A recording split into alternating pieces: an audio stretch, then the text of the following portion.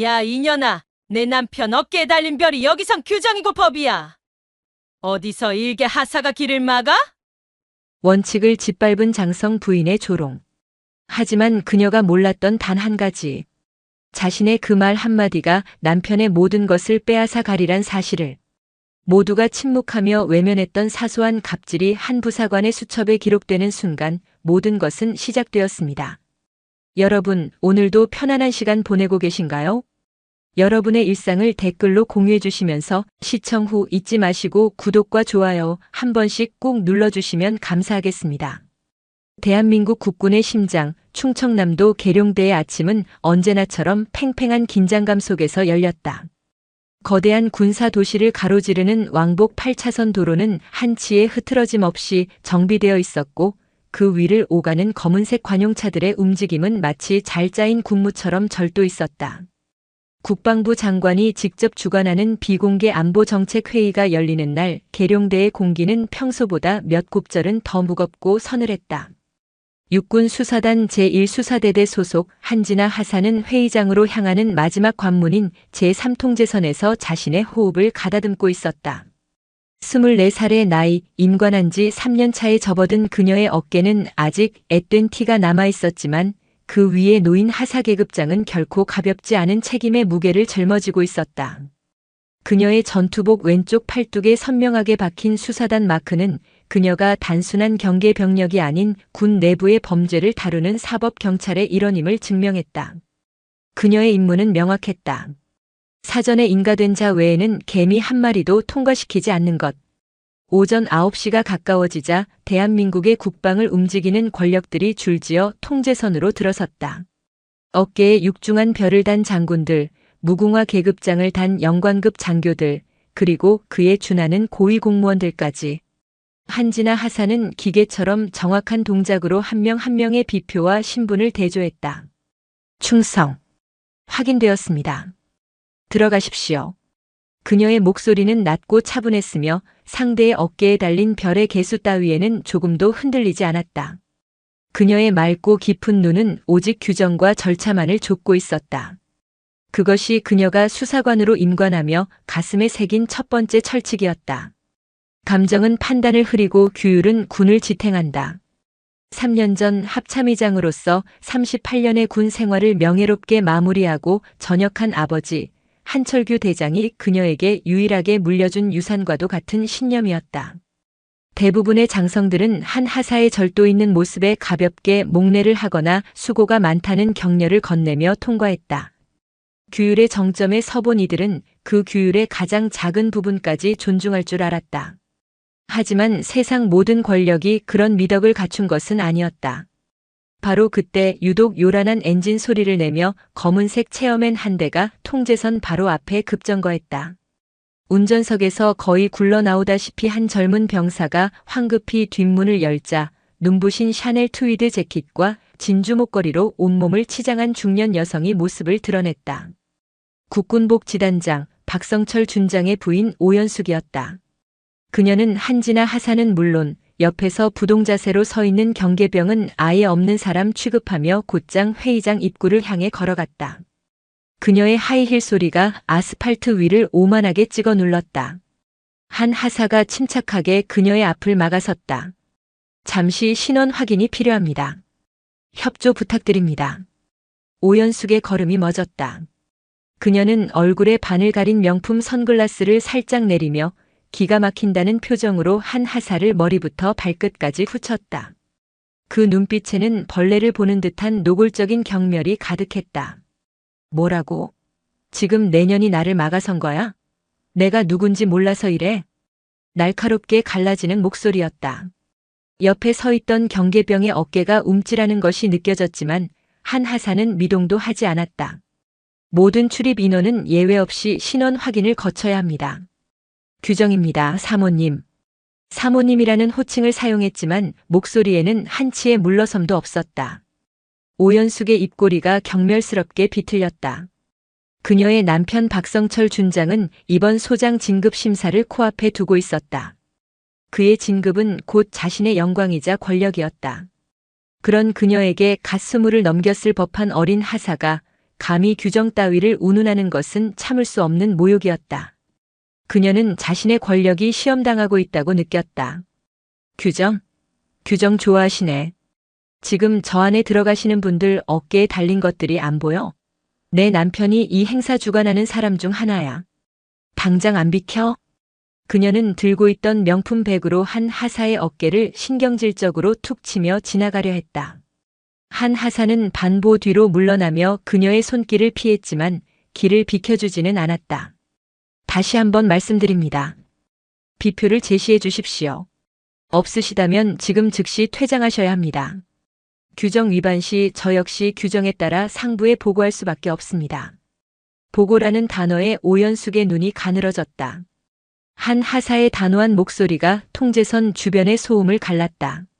주변을 지나던 몇몇 장교와 부사관들의 시선이 이쪽으로 쏠렸다. 공개적인 망신. 오연숙이 가장 참을 수 없는 것이었다. 수치심과 분노로 그녀의 얼굴이 시뻘겋게 달아올랐다. 그녀는 주변의 시선을 느끼고는 목소리를 낮췄지만 그 안에는 칼날 같은 도끼가 서려 있었다. 야, 너 지금 나하고 한번 해보자는 거지? 좋아. 아주 잘 걸렸어. 내가 감히 내 남편 진급길에 재를 뿌려? 내 군 생활 내가 아주 지옥으로 만들어줄 테니까. 내 이름 뭐야? 소속 어디야? 똑바로 말 안 해. 그것은 명백한 협박이었다. 남편의 계급을 자신의 무기인 양 휘두르는 추악한 권력의 민낯이었다. 하지만 한진아 하사는 눈 하나 깜짝하지 않고 대답했다. 육군 수사단 소속 한진아 하사입니다. 그녀는 자신의 이름과 소속을 또박또박 오히려 더 잘 들리도록 말했다. 회피하지 않겠다는 정면으로 맞서겠다는 의지의 표현이었다. 오연숙은 어이가 없다는 듯 실소를 터뜨렸다. 육군 수사단? 푸하, 웃기지도 않아. 그래, 한진아.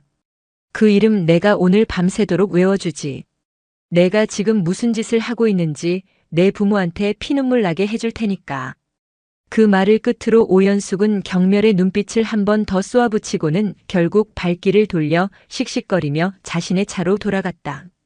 차 문이 세차게 닫히는 소리가 마치 총성처럼 울렸다. 짧지만 격렬했던 폭풍이 지나간 뒤 통제선에는 다시 무거운 정적이 흘렀다. 옆에 서 있던 경계병이 침을 꿀꺽 삼키며 조심스럽게 물었다. 하사님 괜찮으시겠습니까? 저분 보통이 아닌 것 같던데. 한 하사는 아무 말 없이 자신의 군인 수첩을 꺼내 들었다. 그리고 방금 전의 상황을 육하원 측에 따라 정확하게 기록하기 시작했다. 발생 시간, 장소, 대상자의 인상착의와 언행, 그리고 협박 내용까지. 그녀의 펜 끝은 조금의 망설임도 없이 단단한 종이 위를 미끄러져 나갔다. 그녀가 마지막으로 기록한 문장은 9글자였다. 내 부모한테 피눈물 나게 해줄게. 그녀는 그 9글자를 유독 힘주어 눌러 썼다. 그 순간 그녀의 맑은 눈동자 속에서 차가운 불꽃이 조용히 타오르고 있었다. 이것은 더 이상 단순한 실랑이가 아니었다. 자신의 모든 것을 건 싸움의 시작이었다. 근무 교대를 하고 생활관으로 복귀했을 때 창밖은 이미 짙은 어둠에 잠겨 있었다. 한진아 하사는 하루 종일 긴장 상태로 서 있었던 탓에 뻣뻣하게 굳은 목을 돌리며 관물대 앞에 섰다. 땀과 먼지에 전 전투복을 벗자 그나마 숨통이 트이는 듯 했다. 생활관은 조용했다. 그녀는 침상에 걸터앉아 낮에 있었던 일을 복기했다. 오연숙의 경멸에 찬 눈빛과 내 부모한테 피눈물 나게 해주겠다는 저주에 가까운 폭언이 귓가에 생생하게 맴돌았다. 보통의 부사관이었다면 어쩌면 당장이라도 직속상관에게 달려가 눈물로 호소하며 전출을 보내달라고 애원했을지도 모른다. 준장의 부인. 그 단어가 가진 무게는 군대라는 폐쇄된 사회 안에서 상상 이상으로 무거웠다. 그들의 말 한마디는 보이지 않는 압력이 되어 한 개인의 진급, 보직, 평가까지 군 생활 전체를 송두리째 뒤흔들 수 있었다. 하지만 한진아의 마음속에 떠오른 감정은 두려움이 아니었다. 그것은 차갑고 예리하게 벼려진 분노였다. 어째서 군복을 입은 군인은 목숨을 걸고 규율을 지켜야 하는데 그 군인의 가족이라는 자는 규율 위에 군림하며 군복을 모욕하는가? 아버지 한철규 대장이 평생을 바쳐 지키고자 했던 군의 명예와 기강이 그런 사적인 특권 의식에 의해 좀먹고 있다는 사실이 그녀를 무엇보다 화나게 했다. 그녀는 자리에서 일어나 책상에 앉았다. 그리고 낮에 작성했던 수첩의 내용을 바탕으로 정식 상황 보고서를 작성하기 시작했다. 그녀의 문장은 지극히 건조하고 객관적이었다. 단 하나의 감정적인 표현도 섞지 않고 오직 팩트만을 나열했다. 그녀는 보고서 작성을 마치고 잠시 망설였다. 이 보고서를 제출하는 순간 그녀는 거대한 성벽에 정면으로 돌을 던지는 셈이 된다. 직속 상관인 수사대대장 김진욱 중령은 분명히 이 일을 껄끄러워할 것이다. 어쩌면 이를 키우고 싶지 않아 그녀를 회유하려 들지도 모른다. 좋은 게 좋은 거다. 조직의 생리란 그런 것이었다. 그러나 그녀는 고개를 저었다. 타협하는 순간 그녀는 스스로의 원칙을 배반하는 것이 된다. 그것은 아버지의 가르침을 부정하는 것이고 무엇보다 자기 자신을 잃어버리는 일이었다. 그녀는 완성된 보고서를 출력하여 다음 날 아침 가장 먼저 대대장에게 보고하기로 결심했다. 한편 계룡대 인근의 화려한 장성 관사에서는 박성철 준장과 그의 아내 오연숙 사이에 냉랭한 기류가 흐르고 있었다. 박 준장은 행사를 마치고 돌아와 최고급 양주를 스트레이트로 들이켜고 있었다. 소장 진급을 앞둔 그의 신경은 날카로운 칼날처럼 곤두서 있었다. 그래서 오늘 별들한테는 인사 잘했어? 당신 처신 하나하나가 내 진급에 영향을 주는 거 알지? 박 준장의 말에 낮 동안의 분노를 사귀고 있던 오연숙의 화가 다시 폭발했다. 진급? 지금 진급이 문제예요? 오늘 내가 어떤 년한테 어떤 수모를 당했는지 알기나 해요? 그녀는 기다렸다는 듯이 낮에 있었던 일을 남편에게 쏟아내기 시작했다. 물론 이야기는 철저하게 그녀의 입장에서 각색되고 윤색되었다. 자신이 정당하게 들어가려는데 개념 없고 싸가지 없는 하사 하나가 길을 막고 고압적인 태도로 모욕을 줬다는 것이었다. 아니 글쎄 하사 계급장 단 기집애가 나를 잠재적 범죄자 취급하는 거 있죠?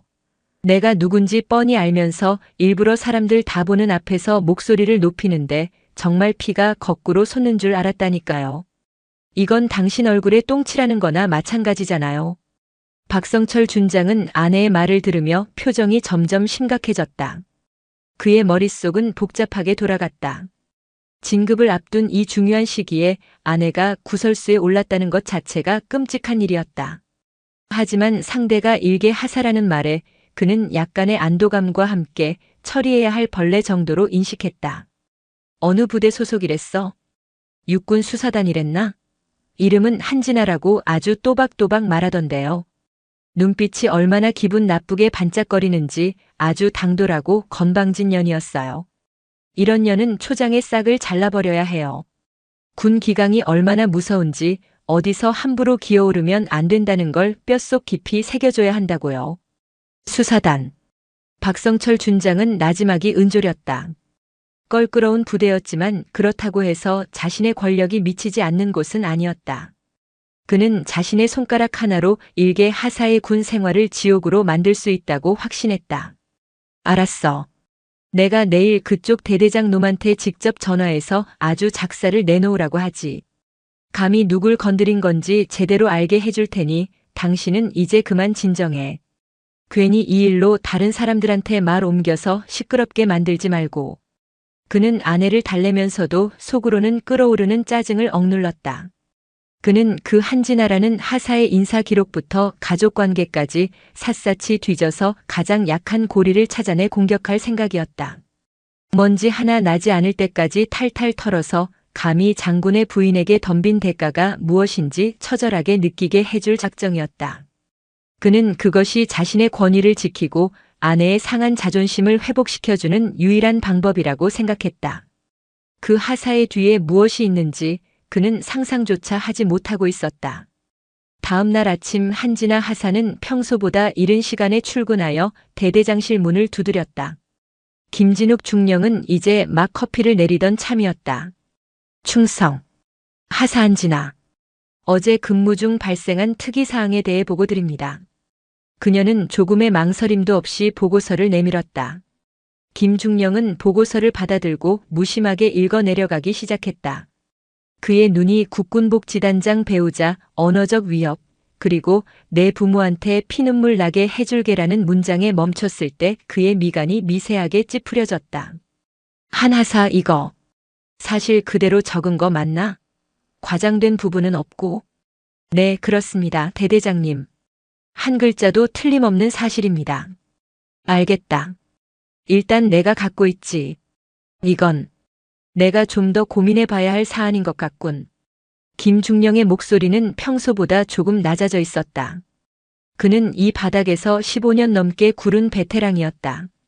이런 종류의 보고서가 얼마나 다루기 까다로운지 본능적으로 알고 있었다.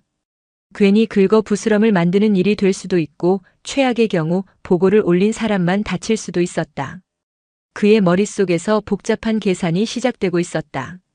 그리고 그 계산이 채 끝나기도 전에 그의 책상 위 전화기가 지옥의 벨소리처럼 울리기 시작했다. 발신자 번호는 국군복 지단장 박성철 준장이었다. 충성. 중령 김진욱입니다. 김진욱 중령은 최대한 침착한 목소리로 전화를 받았다. 하지만 수화기 너머로 터져나온 박성철 준장의 목소리는 아침의 고요함을 깨부수는 경로 그 자체였다. 아, 김중령. 나 박성철 준장이요. 당신 지금 제정신이야? 부하 교육을 어떻게 시키기에 일개 하사년이 내 아내 앞길을 막고 행패를 부리게 만들어. 첫 마디부터 고압적인 반말이었다. 김중령은 순간 이가 부서져라 어금니를 꽉 깨물었지만 감정을 드러내지 않고 침착하게 대답했다. 장군님, 일단 진정하시고 말씀을. 진정? 지금 나보고 진정하라는 거요. 김중령, 당신 지금 내 말귀를 못 알아들어? 아니면 알아듣고도 개기는 거야? 당신 라인이 누군지는 모르겠지만 별 하나짜리가 무궁화 3개짜리한테 이렇게 해도 되는 거냐고.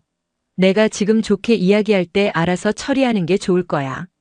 그 한진아인가 뭔가 하는 기집애 당장 징계위원회 회부하고 영창이라도 보내서 아주 군대 쓴맛을 제대로 보여줘. 그리고 내 아내한테 직접 찾아와서 무릎 꿇고 빌 때까지 머리카락이라도 잡고 끌고 와. 이건 명령이야, 알았어? 딸깍. 전화는 일방적으로 끊겼다. 김중령은 떨리는 손으로 수화기를 내려놓았다. 온몸의 피가 거꾸로 솟는 듯한 모욕감과 분노가 치밀어 올랐다. 이것은 단순한 항의가 아니었다. 명백한 직권 남용이자 부하의 인격을 말살하라는 잔인한 지시였다. 박성철 준장은 그를 자신의 수족, 아니 더러운 뒤처리를 해주는 사냥개 정도로 취급하고 있었다. 그의 머릿속에서 현실적인 계산이 빠르게 이루어졌다. 여기서 박 준장의 지시를 거부하면 그는 찍히게 될 것이다. 앞으로의 군 생활은 가시밭길이 될 것이고 대령 진급은 물 건너갈지도 모른다. 하지만 그의 지시를 따른다면 그는 자신의 부하를 원칙을 지키려 했던 젊은 수사관을 제 손으로 나락에 빠뜨리는 비겁한 지휘관이 된다. 그것은 군인으로서의 명예를 스스로 내던지는 행위였다. 어떻게 해야 하나? 그는 책상 위에 놓인 한지나 하사의 보고서를 다시 집어들었다. 그 건조한 문체 속에서 그는 모욕적인 상황에서도 흔들리지 않았을 젊은 부사관의 꼿꼿한 모습이 그려졌다. 바로 그때 그의 머릿속에 한 가지 의문이 스쳤다. 도대체 뭘 믿고 저렇게까지 당당하게 나오는 거지? 일개 하사가 장군 부인에게 저렇게까지 맞선다는 게 가능한 일인가? 그는 무언가에 홀린 듯 비서에게 지시했다. 지금 당장 인사과에 연락해서 한지나 하사 인사기록 카드 전체를 내 사무실로 가져오라고 해. 아주 상세한 걸로. 그는 한지나 하사의 뒷배경을 알아봐야겠다고 생각했다.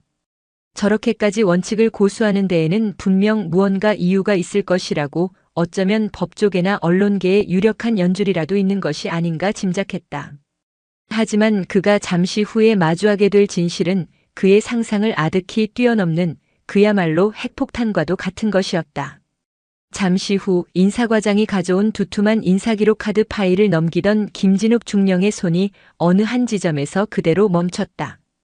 그의 눈이 믿을 수 없다는 듯 커졌다. 그는 눈을 비비고 다시 한번 서류를 확인했다. 가족관계 증명서란에 선명하게 찍힌 부의 이름. 한, 철, 규. 그리고 그 옆에 적힌 저녁 당시의 직책. 합동참모의장, 예비역 대한민국 육군대장. 순간 김진욱 중령의 등줄기에서 식은땀이 폭포수처럼 흘러내렸다. 머릿속이 새하얗게 비는 것 같았다. 심장이 발밑으로 쿵 하고 떨어지는 충격에 숨을 쉴 수조차 없었다. 박성철 준장? 소장 진급? 그런 것들은 이제 아무런 문제도 아니었다. 자신은 지금 대한민국군에 살아있는 전설이자 모든 현역 장성들이 깍듯이 대선배님으로 모시는 그 한철규 대장의 막내딸을 앞에 두고 조직의 화합을 위해 덮자는 식의 말을 하려 했던 것이다. 그리고 박성철 준장은 그 전설의 딸에게 내 부모한테 피눈물 나게 해주겠다고 저주를 퍼부은 셈이었다. 이것은 단순히 장군과 하사의 갈등이 아니었다. 박성철이라는 일개 준장이 감히 군 전체의 정신적 지주를 향해 정면으로 선전포고를 한 것이나 마찬가지였다. 그는 떨리는 손으로 책상 서랍을 열어 비상용 우황청심원을 찾아 입에 털어넣었다. 그는 자신이 거대한 지뢰밭 한가운데 서 있다는 것을 깨달았다. 그리고 박성철이라는 멍청한 자가 그 지뢰밭 한가운데서 신나게 탭댄스를 추고 있었다는 사실도. 정신을 차린 그의 머릿속은 그 어느 때보다 빠르고 냉철하게 돌아가기 시작했다. 위기는 곧 기회다. 이 사건을 어떻게 처리하느냐에 따라 자신의 군 생활 역시 완전히 달라질 수 있었다. 그는 더 이상 망설이지 않았다. 김진욱 중령은 즉시 한지나 하사를 자신의 사무실로 호출했다. 그리고 그녀가 들어오자 이전에 망설이던 태도는 온데간데 없이 단호한 목소리로 말했다. 한하사. 자네가 제출한 보고서 정식으로 접수하고 오늘부로 내 대대장 직권으로 관련자들에 대한 정식 수사에 착수하겠네. 한지나 하사의 눈이 조금 커졌다.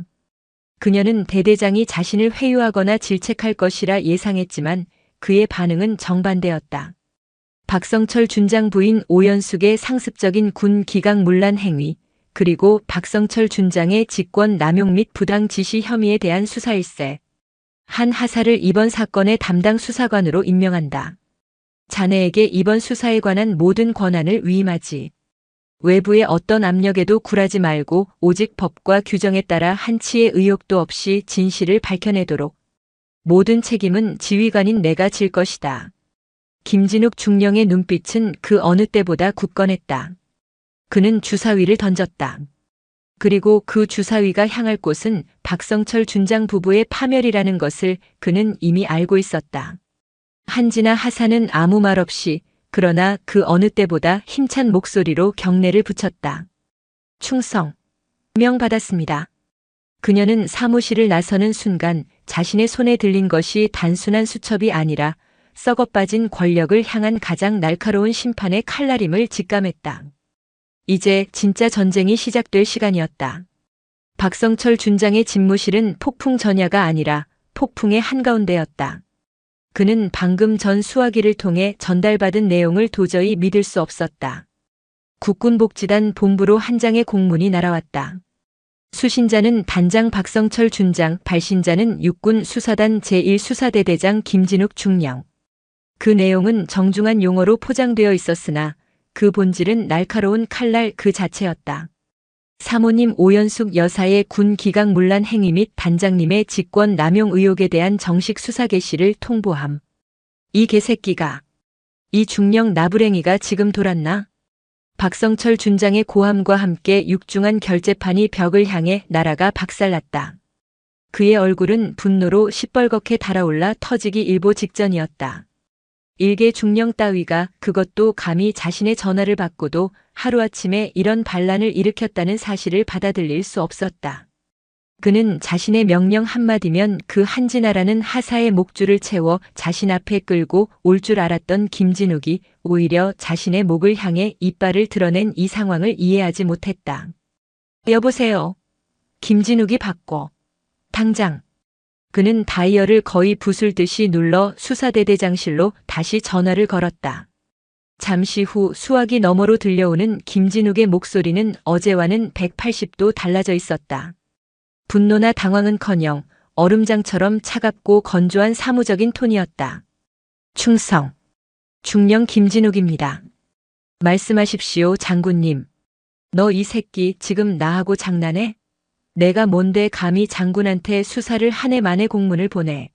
내가 지금 무슨 짓을 하고 있는지 알아?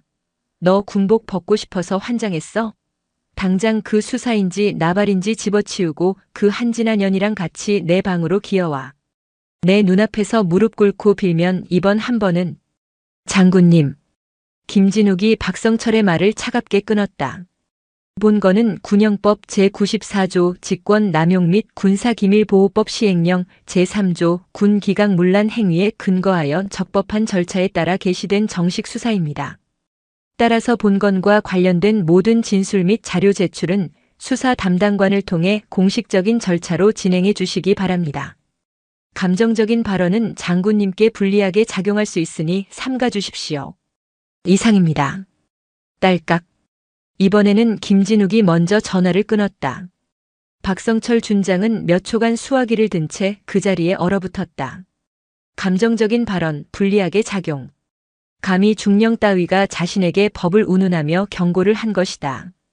이것은 반란을 넘어선 명백한 하극상이자 자신에 대한 전면전 선포였다.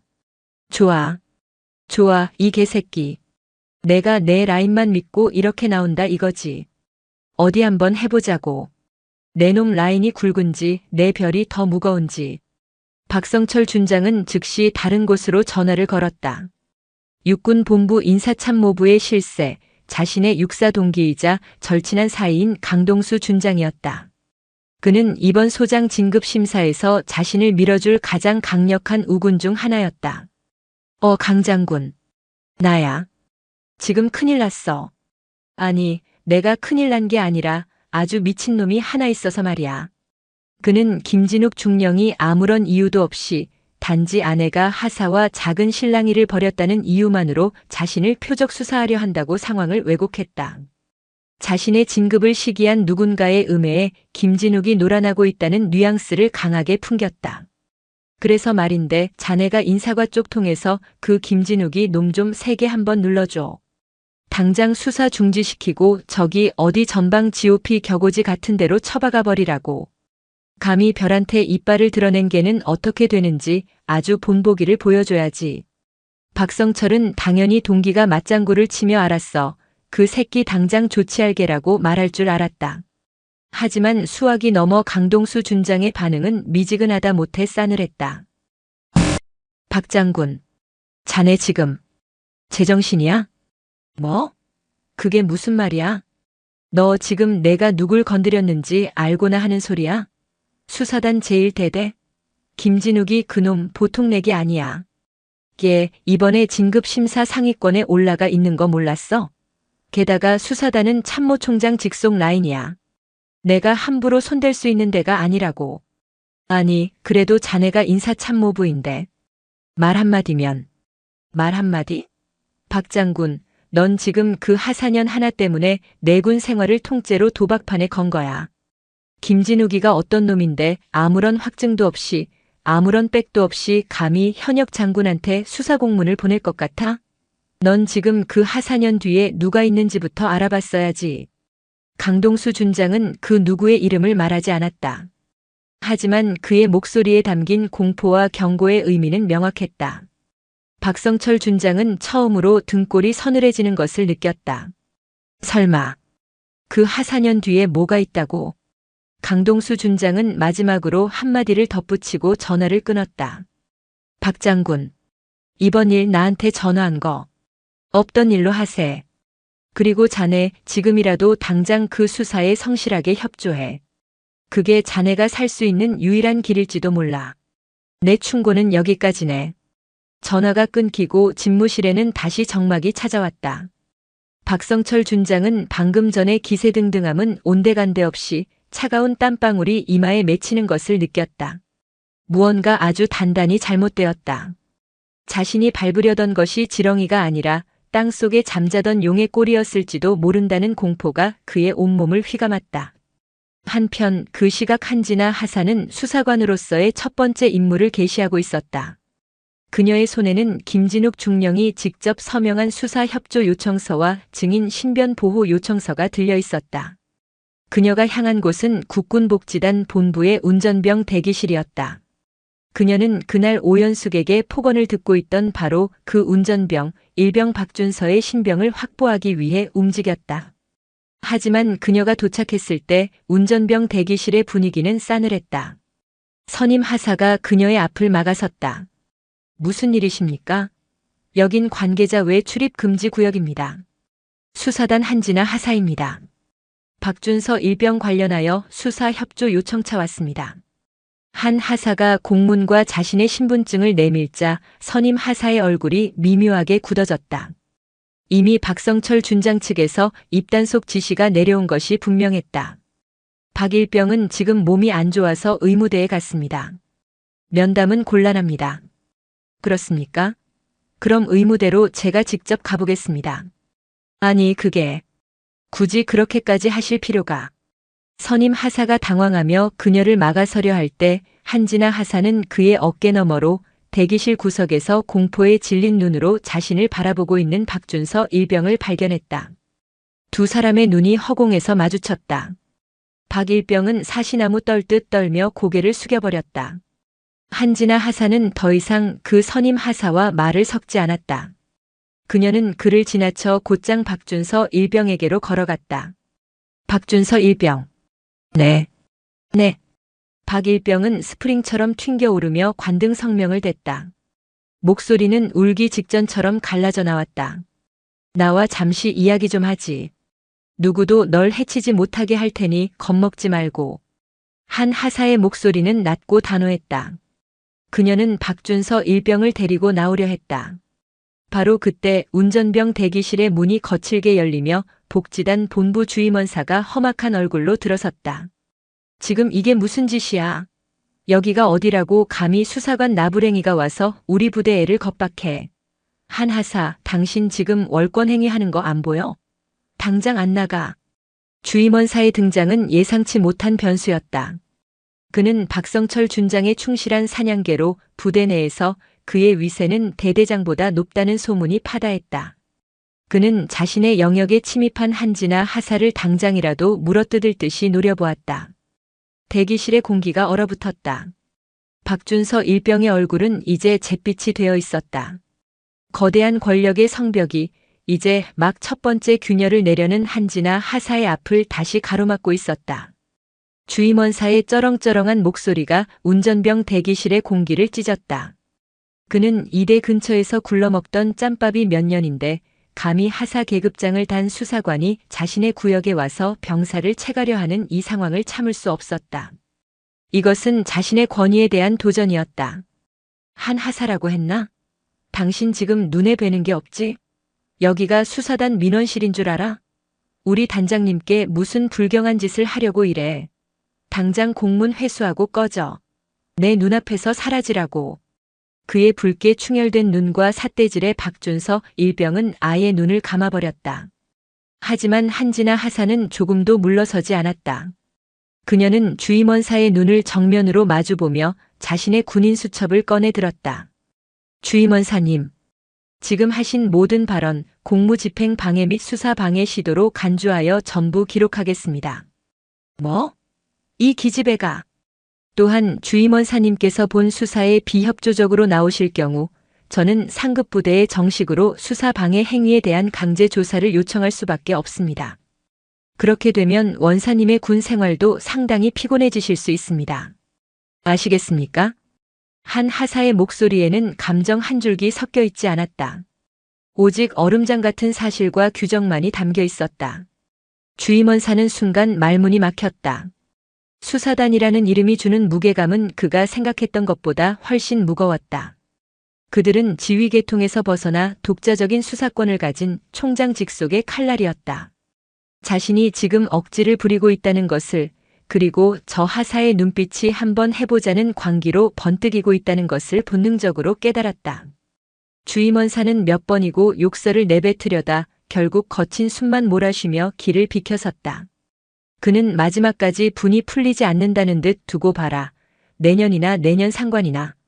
무사하지 못할 테니라고 저주를 퍼부었지만 그것이 그의 마지막 발악이었다.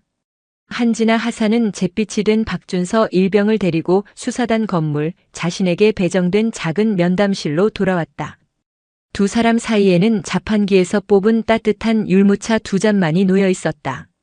박일병은 여전히 손을 떨고 있었고 10분이 넘도록 아무 말도 하지 못했다. 한 하사는 다그치지 않았다.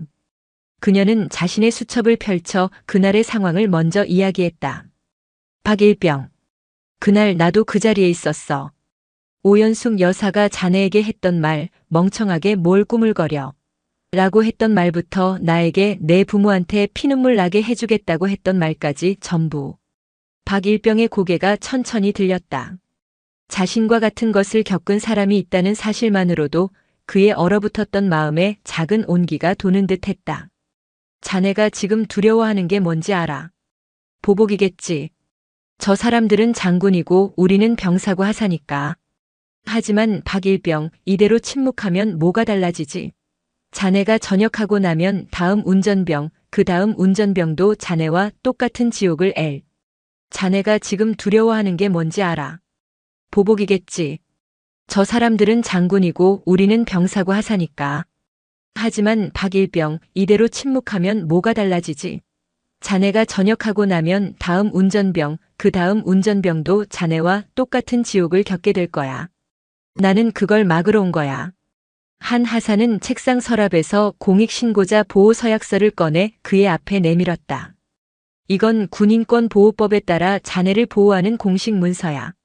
자네의 진술은 철저하게 익명으로 처리될 거고 수사 과정에서 그 어떤 불이익도 받지 않도록 내가 그리고 우리 대대장님께서 책임지고 막아줄 거야.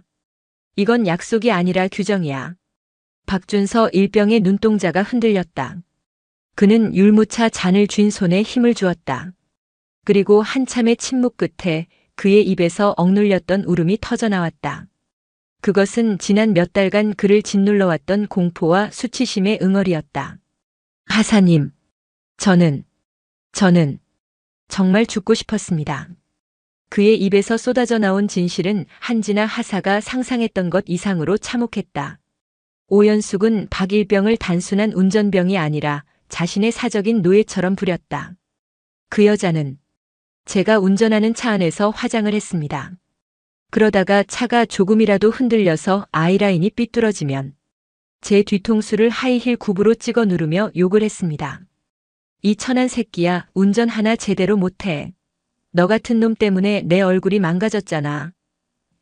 그녀는 박일병에게 새벽에 전화를 걸어 자신의 반려견 산책을 시키라고 명령했고 심지어는 주말 외박을 나가는 그에게 백화점에 가서 자신의 명품 가방 수선을 맡기고 오라고 시키기도 했다. 박일병이 군복을 입은 채 백화점 명품관에서 수선을 기다리자 오연숙은 전화를 걸어 어디서 감히 군복 따위를 입고 내 가방을 만져. 더럽게. 라고 소리쳤다. 가장 끔찍했던 것은 그의 가족을 들먹이며 모욕을 줄 때였다. 제가 아버지가 편찮으셔서 병원비 때문에 휴가 때 아르바이트를 해야 한다고 말씀드린 적이 있습니다. 그랬더니 그 여자가 웃으면서 그러더군요.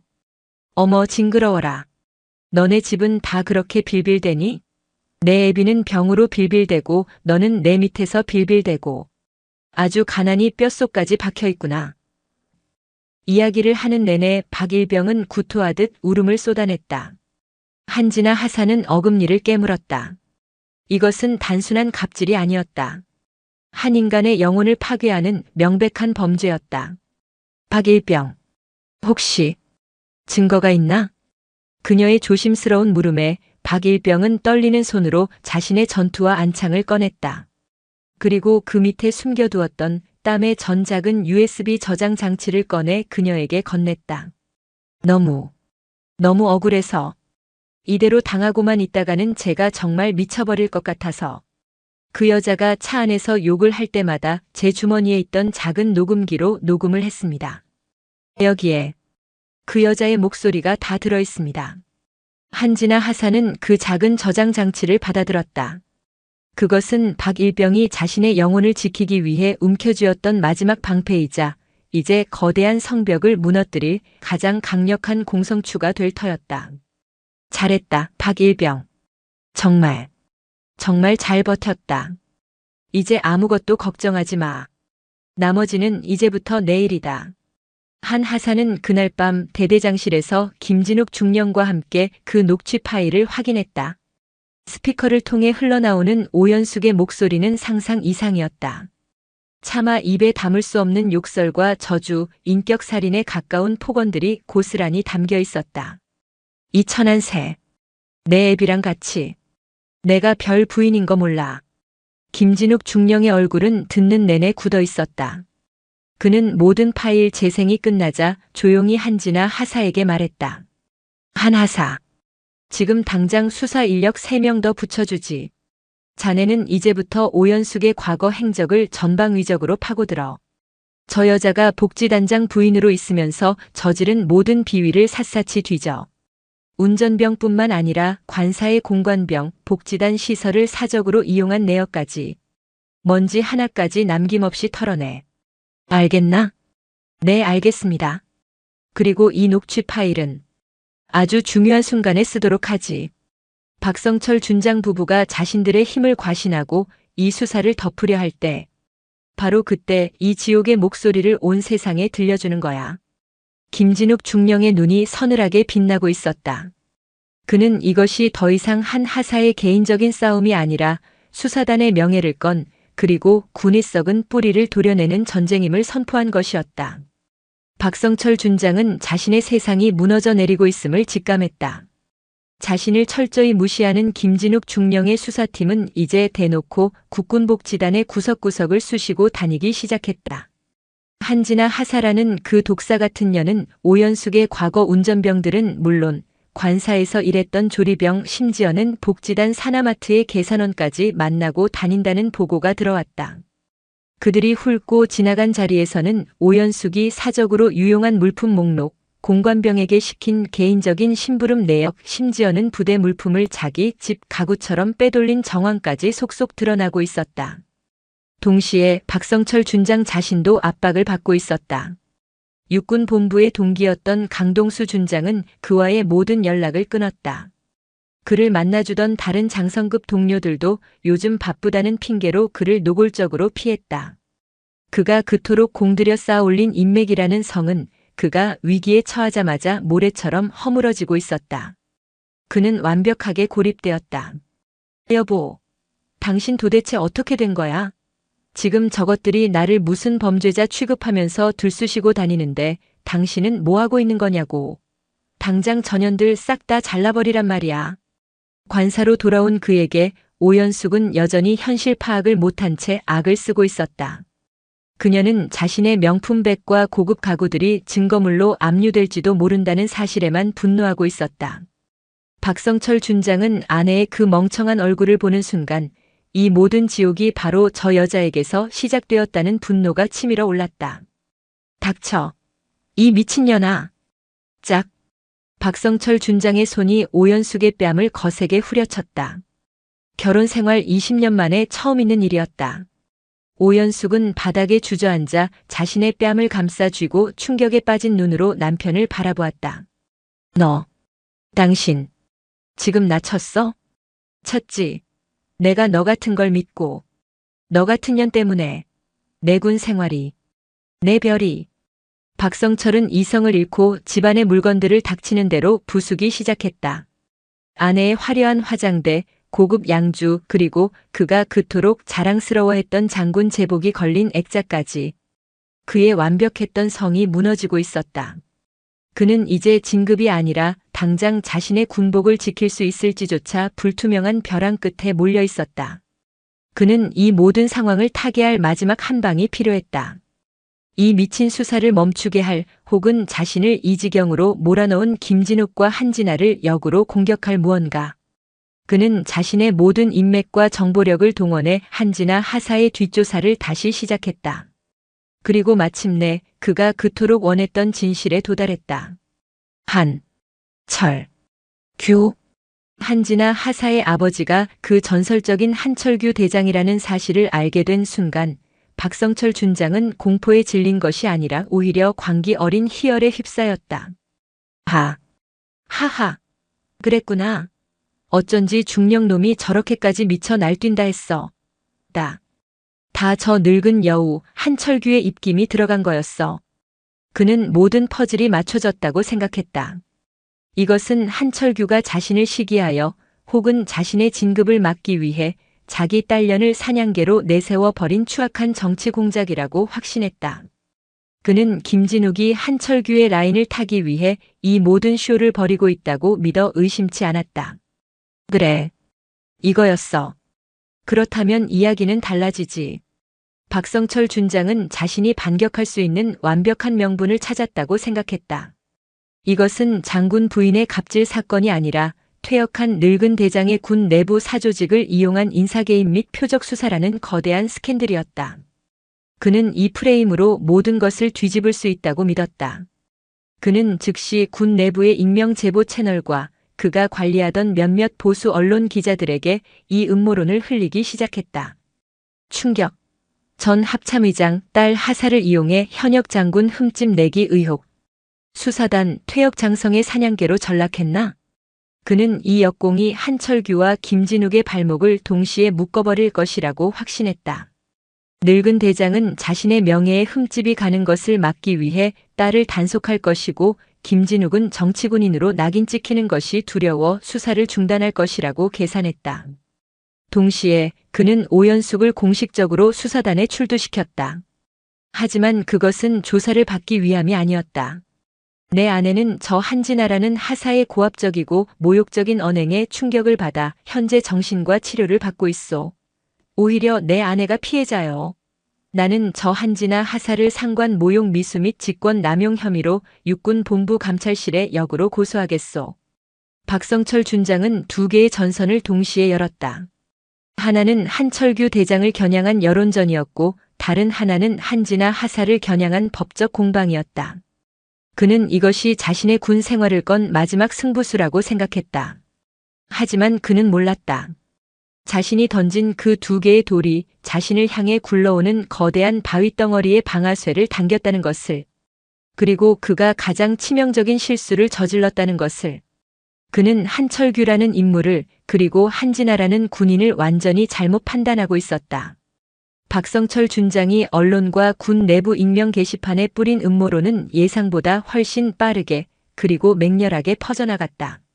그것은 군대라는 폐쇄된 사회가 가진 가장 추악한 속성, 즉 시기와 음해를 먹고 자라는 독버섯과도 같았다. 익명의 그늘에 숨은 이들은 기다렸다는 듯이 키보드를 두드리기 시작했다. 키읔 한철규 라인 살아있네. 퇴역한 영감탱이가 아직도 군 주무르려고 하네. 수사단이 아니라 흥신소 아니냐? 키읔. 한진아 하사? 그 여자 아빠 백 믿고 나댄다는 소문 파다했음. 군 정보망은 순식간에 진흙탕으로 변했다. 진실 여부와는 상관없었다. 사람들은 그저 씹고 즐길 거리가 필요했고 전설적인 대장과 현역 장군의 싸움만큼 자극적인 안주거리는 없었다. 기자들은 냄새를 맡고 하이에나처럼 몰려들기 시작했다.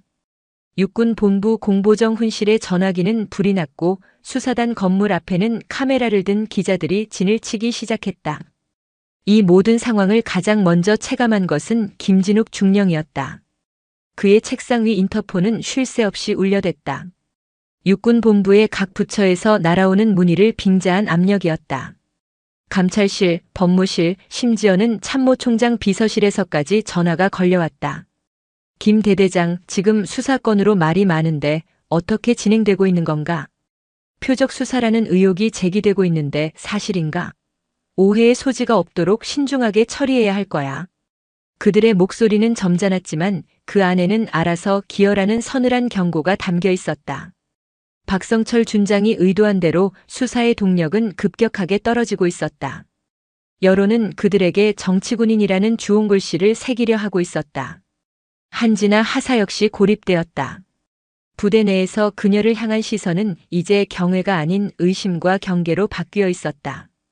동료들은 그녀를 피했고 복도를 지날 때마다 등 뒤에서 수군거리는 소리가 비수처럼 날아와 꽂혔다. 아빠 백 믿고 설치는 년. 그녀는 애써 아무렇지 않은 척했지만 24살의 젊은 부사관이 감당하기에는 너무나 무거운 십자가였다. 박성철 준장은 승리를 확신했다. 그는 자신의 관사에서 최고급 위스키를 따르며 비릿한 미소를 지었다.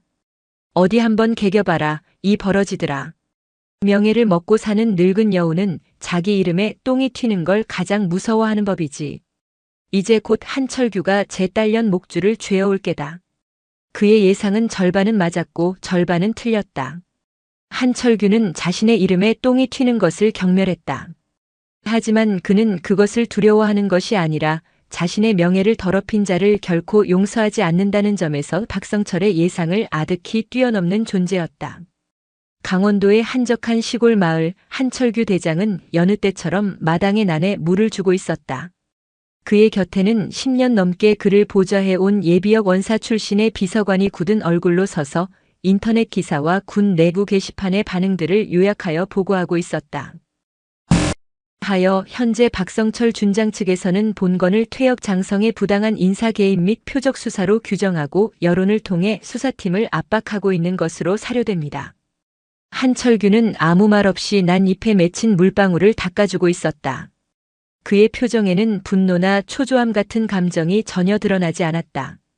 오히려 너무나 고요해서 그 침묵이 주변 공기를 얼어붙게 만들 정도였다. 한참의 침묵 끝에 그가 입을 열었다. 내일 아침 내 정복을 준비하게. 네? 정복을. 말입니까? 혹시 어디 가실 곳이라도. 계룡대에 잠시 다녀와야겠네. 그의 말에 비서관의 얼굴이 하얗게 질렸다. 한철규 대장은 전역한 이후 단 한 번도 공식 석상의 모습을 드러낸 적이 없었다. 군 원로로서 정치적 오해를 살 수 있는 그 어떤 행동도 극도로 꺼려왔던 그였다. 그런 그가 이 민감한 시기에 군복을 입고 계룡대에 가겠다는 것은 단 하나의 의미밖에 없었다. 전쟁이었다. 다음 날 아침 계룡대 제1정문은 발칵 뒤집혔다. 검은색 세단 한 대가 정문을 통과하자 근무 중이던 군사경찰 대대장은 자신의 눈을 의심했다. 뒷좌석에 앉아있는 인물은 사진으로만 보던 전설 한철규 대장이었다. 그것도 가슴에 그의 38년 군 생활의 역사가 고스란히 담긴 훈장들을 모두 단 완벽한 대장 예복을 입은 채였다. 충성. 근무 중 이상 없습니다. 대대장의 경례는 거의 비명에 가까웠다. 한철규의 등장은 즉시 비상 연락망을 통해 계룡대 전체로 퍼져나갔다. 그의 차가 향하는 곳은 육군 본부 청사였다. 그가 차에서 내리자 본부 청사 앞에 있던 모든 장교와 병사들이 그 자리에 얼어붙었다. 살아있는 전설의 강림. 그의 몸에서는 총성 없는 위압감이 뿜어져 나왔다. 그는 누구를 만나러 온 것이 아니었다. 그는 그저 천천히 본부 청사 1층 로비를 걸었다. 복도에 전시된 역대 참모총장들의 사진 액자를 하나하나 둘러보고 중앙 현관에 놓인 거대한 지구본을 물끄러미 바라볼 뿐이었다. 하지만 그의 그 침묵의 행보는 계룡대에 주둔한 모든 별들에게 날아든 가장 강력한 메시지였다. 내가 이곳에 와 있다. 너희가 내 명예에 똥칠을 하는 것을 내가 두 눈으로 똑똑히 지켜보고 있다. 육군 참모총장의 집무실은 아침부터 비상이 걸렸다. 그는 안절부절 못하며 창밖으로 한철규 대장의 모습을 지켜보고 있었다. 당장이라도 뛰쳐나가 깍듯이 인사를 올려야 했지만 그럴 수 없었다. 지금 그에게 인사를 하는 것은 박성철이 퍼뜨린 음모론에 자신이 연루되어 있음을 자인하는 꼴이 될 수도 있었다. 하지만 모른 척할 수도 없었다. 이 모든 상황을 방치했다는 책임을 져야 할 사람은 바로 자신 현직 총장이었기 때문이다. 결국 참모총장은 결단을 내렸다. 그는 자신의 비서실장을 시켜 우연을 가장한 만남을 주선했다. 참모총장이 로비로 내려와 막 외부로 나가려던 찰나 한철규 대장과 우연히 마주치는 그림이었다. 어이쿠 대선배님, 이게 얼마만입니까? 여기까지 어인 행차십니까? 참모총장은 최대한 자연스러운 미소를 지으며 허리를 숙였다. 그의 등에서는 식은땀이 흐르고 있었다. 한철규는 그런 그를 물끄러미 바라보며 나지막하지만 온 복도를 울리는 목소리로 말했다. 총장, 내가 오늘 아침 신문을 보니 아주 재미있는 소설이 실렸더군. 이 늙은이가 아직도 군을 주무르려고 내 딸을 사냥개로 내세워 현역 장군을 물어뜯게 했다는군 그래. 아, 아닙니다. 대선배님. 그건 일부 언론의 악의적인 왜곡 보도일 뿐입니다. 지금 당장 바로잡도록 조치하겠네. 한철규가 그의 말을 잘랐다. 내가 우려하는 것은 그런 하찮은 소설 따위가 아니야. 내가 평생을 바친 이 군 조직 내부에 자신의 아내가 군인을 모욕하고 군복을 능멸한 죄를 덮기 위해 감히 군의 명예와 전직 합참의장의 이름을 더럽히려 드는 버러지 같은 장군이 있다는 사실일세. 그리고 더 우려스러운 것은 그런 버러지 한 마리가 무서워서 군의 기강을 바로 세워야 할 총장 이하 지휘부가 여론의 눈치나 보며 침묵하고 있다는 사실이야. 그의 목소리는 조용했지만 그 안에 담긴 서리빨 같은 분노는 참모 총장의 심장을 얼어붙게 만들었다. 총장, 내가 오늘 여기 온 이유는 단 하나야. 내 딸을 비호해달라고 온 게 아니야. 내 딸은 군법에 따라 수사하고 군법에 따라 재판받으면 돼. 하지만 군인으로서의 본분을 망각하고 군을 더럽힌 자는 그 계급이 무엇이든 반드시 군법에 따라 그 죄를 물어야 할 걸세. 만약 그렇지 않다면 한철규는 잠시 말을 끊고 참모 총장의 눈을 똑바로 응시했다. 이 늙은이가 아직 녹슬지 않은 내 마지막 명예를 걸고 이 군을 어떻게 바로잡을 수 있는지 직접 보여주게 될 걸세. 그 말을 끝으로 한철규는 몸을 돌려 청사를 나섰다. 그의 등 뒤에 남겨진 참모 총장은 마치 사형 선고를 받은 죄수처럼 새하얗게 질린 얼굴로 그 자리에 서 있었다. 박성철 준장이 저지른 최악의 실수는 건드려서는 안 될 잠자던 용의 영린을 건드린 것이었다. 그리고 그 대가는 상상을 초월할 만큼 참혹할 것이었다. 한철규 대장이 계룡대를 다녀간 그날 오후 군의 분위기는 하룻밤 사이에 완전히 뒤바뀌었다. 육군 참모총장은 자신의 직속 라인인 감찰실과 법무실에 직접 전화를 걸어 이번 사건 한치의 의혹도 그 어떤 외압도 없이 오직 법과 원칙에 따라 신속하고 엄정하게 처리하라. 내 직을 걸겠다. 는 불호령을 내렸다. 박성철 준장에게 날아들던 문의 전화는 모두 끊겼고 그를 옹호하던 익명의 목소리들도 순식간에 자취를 감추었다. 바람의 방향이 바뀐 것이다. 박성철 준장은 이 모든 상황을 보고받고 나서야 자신이 얼마나 끔찍한 실수를 저질렀는지를 깨달았다. 그는 한철규라는 인물을 퇴역한 정치군인 정도로 착각했지만 그는 군의 정신 그 자체였다. 그는 여론전으로 상대를 흔들려 했지만 상대는 그 여론전의 판 자체를 뒤엎어버린 것이다. 공포가 그의 온몸을 잠식했다. 그는 이제 살기 위해 발버둥 쳐야 했다. 그가 선택한 마지막 동아줄은 자신이 한지나 하사를 역으로 고소한 상관 모욕 미수 및 직권 남용건이었다. 그는 아내 오연숙을 피해자로 둔갑시켜 어떻게든 동정 여론을 얻고 사건의 본질을 흐리려 했다. 며칠 후 육군 본부 감찰실의 특별조사실. 한지나 하사와 박성철 준장 부부가 대질 조사를 위해 마주 앉았다. 오연숙은 짙은 선글라스에 값비싼 실크 스카프로 얼굴을 반쯤 가린 채 금방이라도 쓰러질 듯 연약한 피해자를 연기하고 있었다. 그녀의 옆에는 군 전문 변호사까지 대동했다. 저희 의뢰인은 당시 한지나 하사의 고압적이고 위협적인 언행에 극심한 정신적 충격을 받아 현재 외상 후 스트레스 장애로 정신과 치료를 받고 있습니다. 이것은 명백한 하급자의 직권 남용이자 상관에 대한 모욕 행위입니다. 변호사가 준비해온 서류들을 제출하며 당당하게 주장했다. 박성철 준장 역시 근엄한 표정으로 거들었다. 내 아내는 평생 군인을 내조하며 살아온 여린 사람입니다. 그런 사람에게 젊은 수사관이 참으로 개탄스럽습니다. 한지나 하사는 아무 말 없이 그들의 위선을 지켜보고 있었다. 그녀는 조사관을 향해 조용히 말했다. 조사관님, 그렇다면 당시 상황이 어땠는지 양측의 주장을 뒷받침할 객관적인 자료를 확인해 볼 필요가 있겠습니다. 객관적인 자료라니? 거기엔 당신과 내 아내 그리고 사병 하나밖에 없었는데 무슨 증거가 있다는 거요? 박성철 준장이 버럭 소리쳤다. 바로 그 순간 한지나 하사는 자신의 가방에서 USB 하나를 꺼내 조사관에게 건넸다. 박준서 일병이 자신의 존엄을 지키기 위해 목숨 걸고 기록한 지옥의 목소리입니다. 조사관은 저장 장치를 노트북에 연결했다.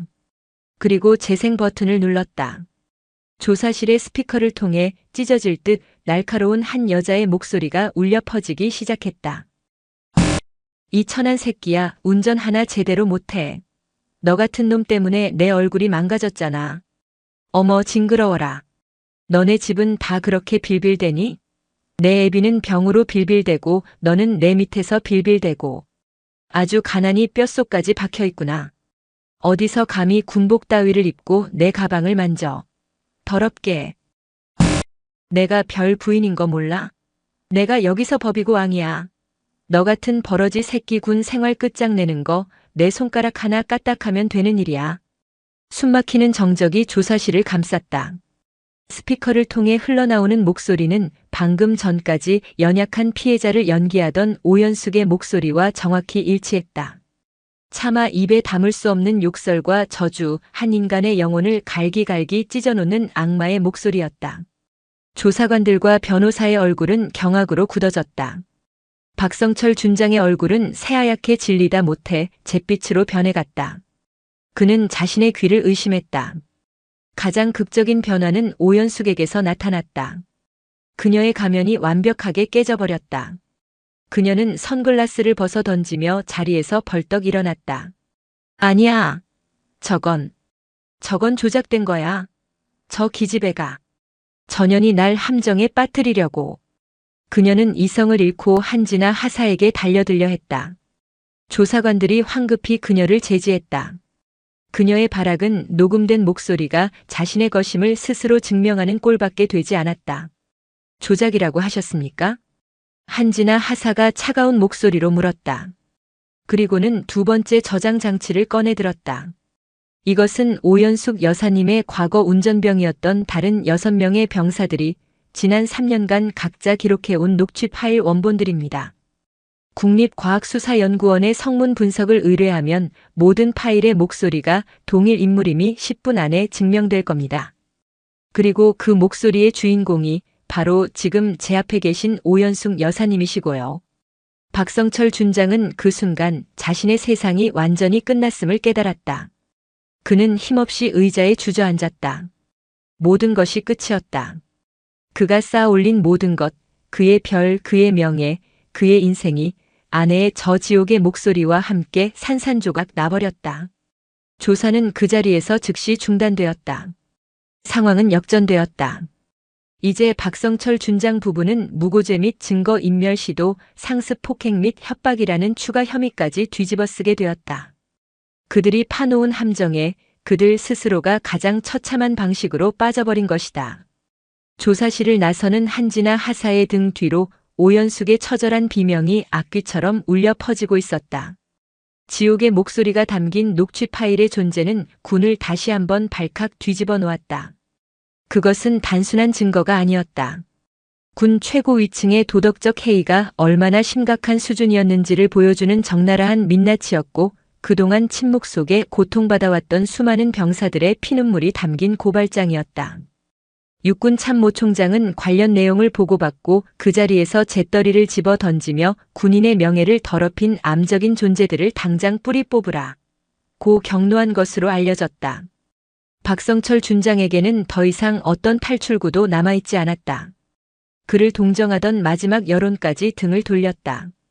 군 내부에서는 그를 군복 입은 악마의 남편이라 부르며 조롱했고 그의 이름은 군의 수치 그 자체가 되었다. 며칠 후 군 역사상 가장 신속하고 엄중한 징계위원회가 소집되었다. 박성철 준장은 피고인석에 앉아 있었지만 그의 영혼은 이미 죽은 것과 같았다. 위원장인 군단장이 징계 사유를 낭독하기 시작했다. 피징계자 준장 박성철. 배우자에 대한 관리 감독 소홀, 부하 병사에 대한 상습적인 인권 침해, 방조, 지휘관으로서의 품위 유지 의무 위반 상급 지위를 이용한 부당한 수사 외압 및 직권 남용 무고 교사. 그의 죄목은 10가지가 넘었다. 위원장이 마지막 징계 결과를 발표하는 순간 장내의 모든 이들이 숨을 죽였다. 주문. 피징계자 준장 박성철을 강등에 처한다. 강등. 그 단어가 박성철의 귓가에 천둥처럼 내리꽂혔다. 단순한 보직 해임이나 정직이 아니었다. 그의 어깨에서 별을 떼어내고 다시 무궁화 3개짜리 대령으로 끌어내리겠다는 군인에게는 죽음보다 더한 치욕을 선사하겠다는 선고였다. 군 창설 이래 현역 장성이 비리나 범죄가 아닌 품위유지 문제로 강등당한 것은 처음 있는 일이었다. 이것은 참모 총장이 약속했던 본보기의 가장 잔인한 형태였다. 그의 어깨에서 빛나던 별이, 그의 모든 것이었던 그 별이 그렇게 부서져 내렸다. 그의 몰락은 그것으로 끝나지 않았다. 그는 강등된 채 전역조차 허락되지 않았다. 대신 그는 군 경력의 마지막을 장식할 최악의 보직으로 발령받았다. 강원도 최전방 보급도 제대로 되지 않는 어느 GOP 대대의 민간인 출입 통제관. 한직 중에 한직이자 사실상 아무런 권한도 없는 유배지였다. 매일같이 면회 오는 병사들의 부모님 신분증이나 검사하며 남은 군 생활을 보내라는 지독한 모욕이었다. 오연숙의 삶은 더욱 비참하게 무너졌다. 그녀는 상습 폭행 및 협박 혐의로 민간 검찰에 송치되었다. 그녀가 그토록 자랑스러워했던 장성 관사에서는 쫓겨났고 압류된 재산을 처분하여 피해 병사들에게 수억 원의 위자료를 지급하라는 판결을 받았다. 그녀의 곁에는 아무도 남지 않았다. 화려했던 그녀의 세상은 신기루처럼 사라졌다. 결국 두 사람은 이혼했다. 마지막으로 법원에서 마주친 날 오연숙은 박성철에게 악을 썼다. 당신이 무능해서, 당신이 힘이 없어서 내가 이렇게 된 거야. 박성철은 아무 대답 없이 경멸과 증오가 뒤섞인 눈으로 그녀를 한번 쳐다보고는 그대로 돌아섰다.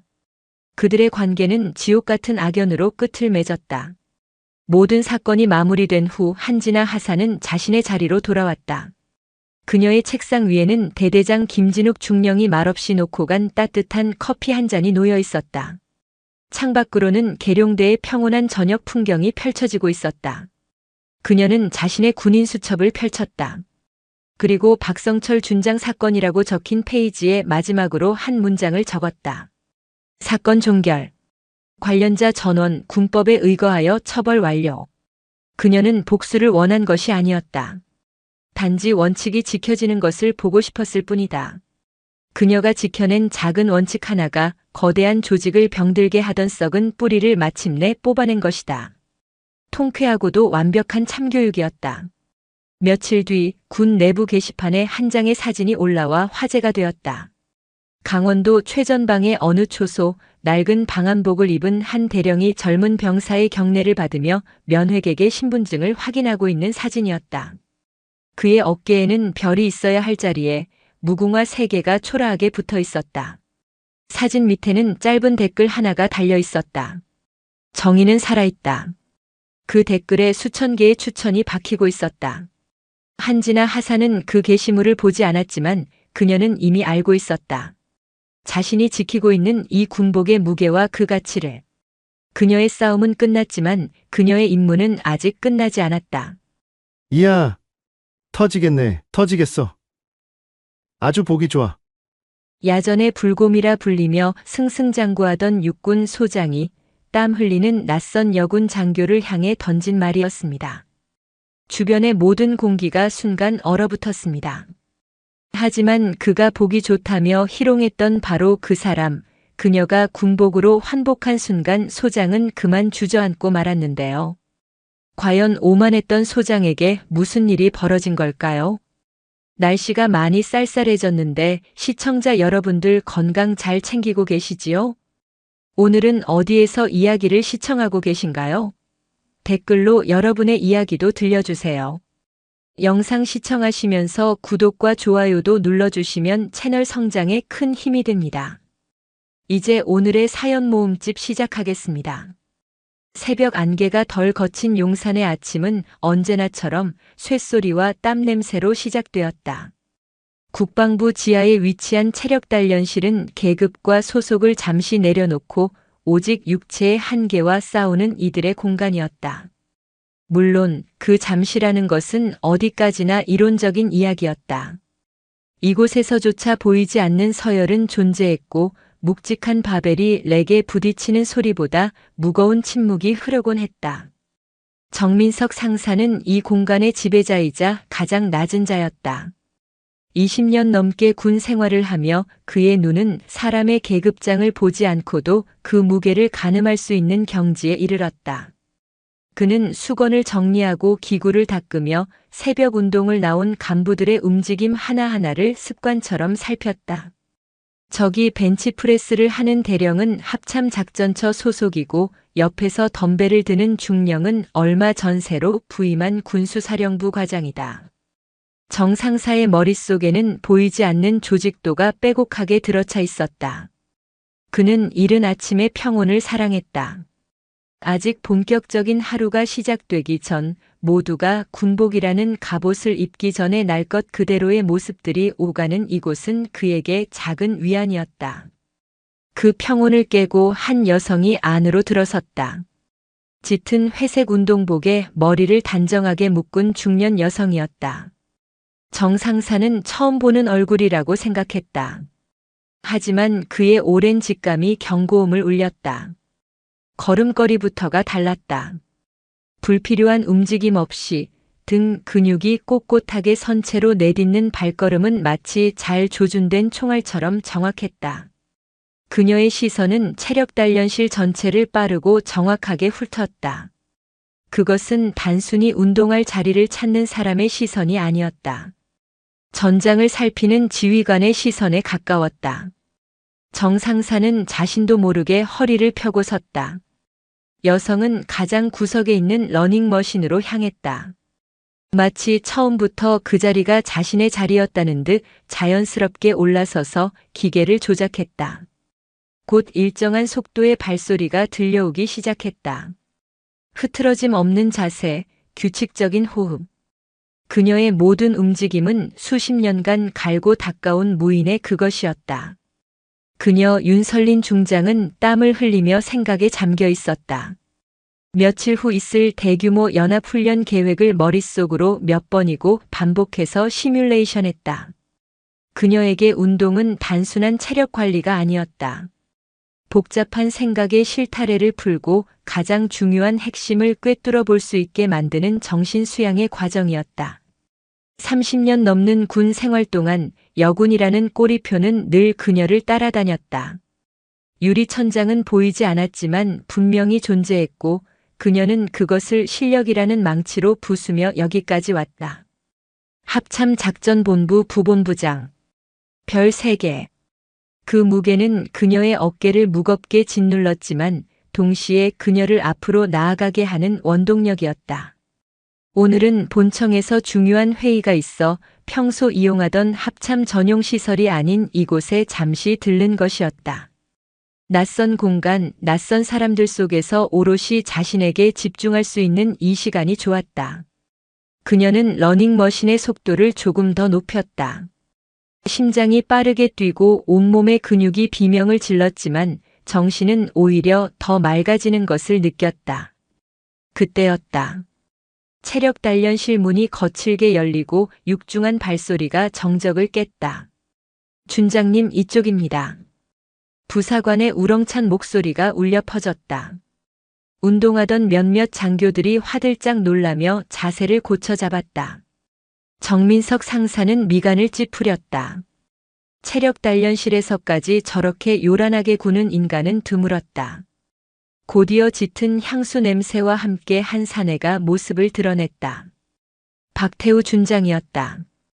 최근 야전 부대에서 큰 공을 세우고 합참으로 영전한 소위 말하는 잘나가는 장성이었다. 그는 자신의 건장한 체격을 과시하듯 가슴을 활짝 펴고 느릿느릿 걸어 들어왔다. 그의 얼굴에는 자신감이 넘쳐 흘렀지만 정 상사가 보기에는 오만함에 가까웠다. 그는 이곳의 모든 사람들이 자신을 주목하고 있다는 사실을 즐기는 듯 했다. 박 준장은 주변을 둘러보며 자신에게 경례하는 장교들에게 가볍게 고갯짓으로 답했다. 그러다 그의 시선이 구석에서 묵묵히 달리고 있는 윤설린에게 닿았다. 그의 입가에 비릿한 미소가 걸렸다. 그는 마치 사냥감을 발견한 포식자처럼 윤설린이 있는 러닝머신 쪽으로 천천히 걸어갔다. 정민석 상사는 불길한 예감에 사로잡혔다. 저 오만한 별 하나가 곧 이 조용한 아침의 평화를 산산조각 낼 것 같았다. 그는 마른 침을 삼키며 두 사람을 주시했다. 박태우 준장은 윤설린의 뒤쪽으로 다가가 러닝머신 손잡이를 잡고 섰다. 땀에 젖어 몸의 윤곽이 그대로 드러나는 운동복을 노골적인 시선으로 위아래로 훑쳤다. 체력 단련실의 공기가 순간 얼어붙었다. 벤치프레스를 하던 대령은 바벨을 든 채 움직임을 멈췄고 사이클을 타던 소령은 페달에서 발을 떼었다. 모두의 시선이 박 준장과 윤설린에게로 향했다. 윤설린은 그를 무시한 채 계속 정면을 응시하며 달렸다. 그녀의 호흡은 조금도 흐트러지지 않았지만 굳게 담은 입술이 그녀의 심기를 대변하고 있었다. 이야, 몸매 관리 정말 잘하시는데? 군복 터지겠어. 박 준장의 목소리가 체력 단련실 전체에 울려 퍼졌다. 그것은 칭찬이 아니었다. 명백한 조롱이자 성희롱이었다. 주변에 있던 장교들은 당혹감에 얼굴이 굳었다. 하지만 누구 하나 감히 나서서 그의 말을 제지하지 못했다. 상대는 별을 단 장군이었다. 군대라는 조직에서 계급은 법보다 위에 있었다. 정민석 상사는 더 이상 보고만 있을 수 없었다. 그는 조심스럽게 박 준장에게 다가갔다. 준장님, 여기는 본청 소속 간부들도 함께 이용하는 시설입니다. 말씀을 조금만 정 상사의 말이 채 끝나기도 전에 박 준장은 코웃음을 치며 그의 말을 잘랐다. 아, 정 상사. 뭘 그렇게 예민하게 굴어? 그냥 농담이지, 농담. 요즘 세상은 무슨 말만 하면 다들 잡아먹으려고 달려드니 원. 그는 정 상사의 어깨를 툭 치고는 다시 윤설린에게로 시선을 돌렸다. 어디 근무해요? 이 정도 몸매면 비서실 같은 데서 사랑 많이 받겠어. 안 그래? 박 준장의 두 번째 발언은 더욱 노골적이고 모욕적이었다. 그는 여군이란 당연히 전투나 작전과는 거리가 먼 보조적인 역할을 하는 존재라는 뿌리 깊은 편견을 아무렇지 않게 드러냈다. 주변 장교들의 표정은 이제 당혹감을 넘어 경악으로 변해가고 있었다. 하지만 박 준장은 아랑곳하지 않았다. 오히려 자신의 말에 아무도 반박하지 못하는 상황을 즐기는 듯했다. 그는 이것이 자신의 권위를 보여주는 방식이라고 착각하고 있었다. 그때 윤설린이 러닝머신의 속도를 서서히 줄였다. 기계가 완전히 멈추자 그녀는 천천히 내려와 옆에 걸어두었던 수건으로 목덜미에 땀을 닦았다. 그리고는 처음으로 박 준장을 향해 고개를 돌렸다. 그녀의 눈빛은 차갑게 가라앉아 있었다. 분노나 증오 같은 격한 감정은 보이지 않았다. 그보다 더 깊고 서늘한 실망과 경멸이 담겨 있었다. 군복의 무게를 모르는 자는 말의 무게도 모르는 법이지. 윤설린의 목소리는 나지막했지만 체력 단련실의 모든 소음을 압도할 만큼 날카로웠다. 박 준장은 순간 당황한 표정을 지었다. 그녀의 눈빛과 말투에서 예상치 못한 기백을 느꼈기 때문이었다. 뭐? 무슨 말이야 그게? 그는 자신의 권위가 도전받았다고 느꼈는지 목소리를 높였다. 농담도 못 알아듣나? 요즘 여자들은 왜 다들 그렇게 뻣뻣해? 윤설린은 더 이상 대꾸하지 않았다. 그녀는 자신의 물병과 소지품을 가방에 챙겨 넣기 시작했다. 그녀의 침묵은 박 준장을 더욱 자극했다. 그는 자신이 이겼다고 생각했다. 봐봐, 할 말 없으니까 그냥 가려고 하잖아. 내가 뭐 틀린 말했어? 그는 주변을 둘러보며 다른 이들의 동의를 구하듯 말했지만 돌아오는 것은 어색한 침묵뿐이었다. 윤설린은 가방을 어깨에 메고 출구 쪽으로 걸어갔다. 그녀가 문을 열고 나가기 직전 잠시 멈춰 서서 박 준장을 돌아보지 않은 채 말했다. 오늘 9시 합참작전본부 회의. 꼭 참석하길 바라지. 그 말에는 싸늘한 경고의 의미가 담겨 있었다. 그리고는 미련 없이 체력 단련실을 빠져나갔다. 쿵 하고 문이 닫히는 소리와 함께 체력단련실에는 무거운 정적이 내려앉았다. 박 준장만이 여전히 상황 파악을 하지 못한 채 뭐야 저 여자 끝까지 재수없게 라고 중얼거렸다. 정민석 상사는 온몸에 소름이 돋는 것을 느꼈다. 그는 방금 엄청난 폭풍의 서막을 목격했다는 것을 직감했다. 9시 합참작전본부 회의. 그곳에서 무슨 일이 벌어질지 그는 감히 상상할 수조차 없었다. 윤설린이 나간 후에도 체력단련실의 어색한 분위기는 쉬이 가시지 않았다. 박태우 준장은 마치 승리한 장군처럼 의기양양하게 덤벨 렉으로 향했다. 주변의 침묵을 자신에 대한 경외심으로 착각한 그는 콧노래까지 흥얼거리며 이두근 운동을 시작했다. 요즘 군대가 너무 물러터졌어. 저런 여자 하나 제대로 휘어잡지 못하니 말이야. 그는 혼잣말처럼 중얼거렸지만 그 소리는 모두에게 똑똑히 들렸다. 벤치프레스를 하던 김대령은 조용히 바벨을 내려놓고 박 준장에게 다가갔다. 그는 박 준장의 육사 선배이자 오랜 동료였다. 박 장군, 아까 그건 좀 심했네. 상대가 누구인지도 모르는데 그렇게까지 할 필요는 없지 않았나. 김대령의 조심스러운 충고에 박 준장은 기분 나쁘다는 듯 덤벨을 바닥에 쿵 내려놓았다. 선배님까지 왜 그러십니까? 그냥 여군 하나 아닙니까? 계급이 높아봐야 소령이나 중령이겠죠. 제가 별 하나 달고 그 정도 농담도 못합니까? 그의 목소리에는 자신의 행동에 대한 일말의 반성도 찾아볼 수 없었다. 김대령은 깊은 한숨을 내쉬었다. 자네야말로 아직 상황 파악이 안 되는군. 여기는 야전 부대가 아닐세. 국방부 특히 합참은 말 한마디 행동 하나가 다 자네의 평가로 이어진다는 걸 잊었나? 평가라니요? 저 박태우입니다.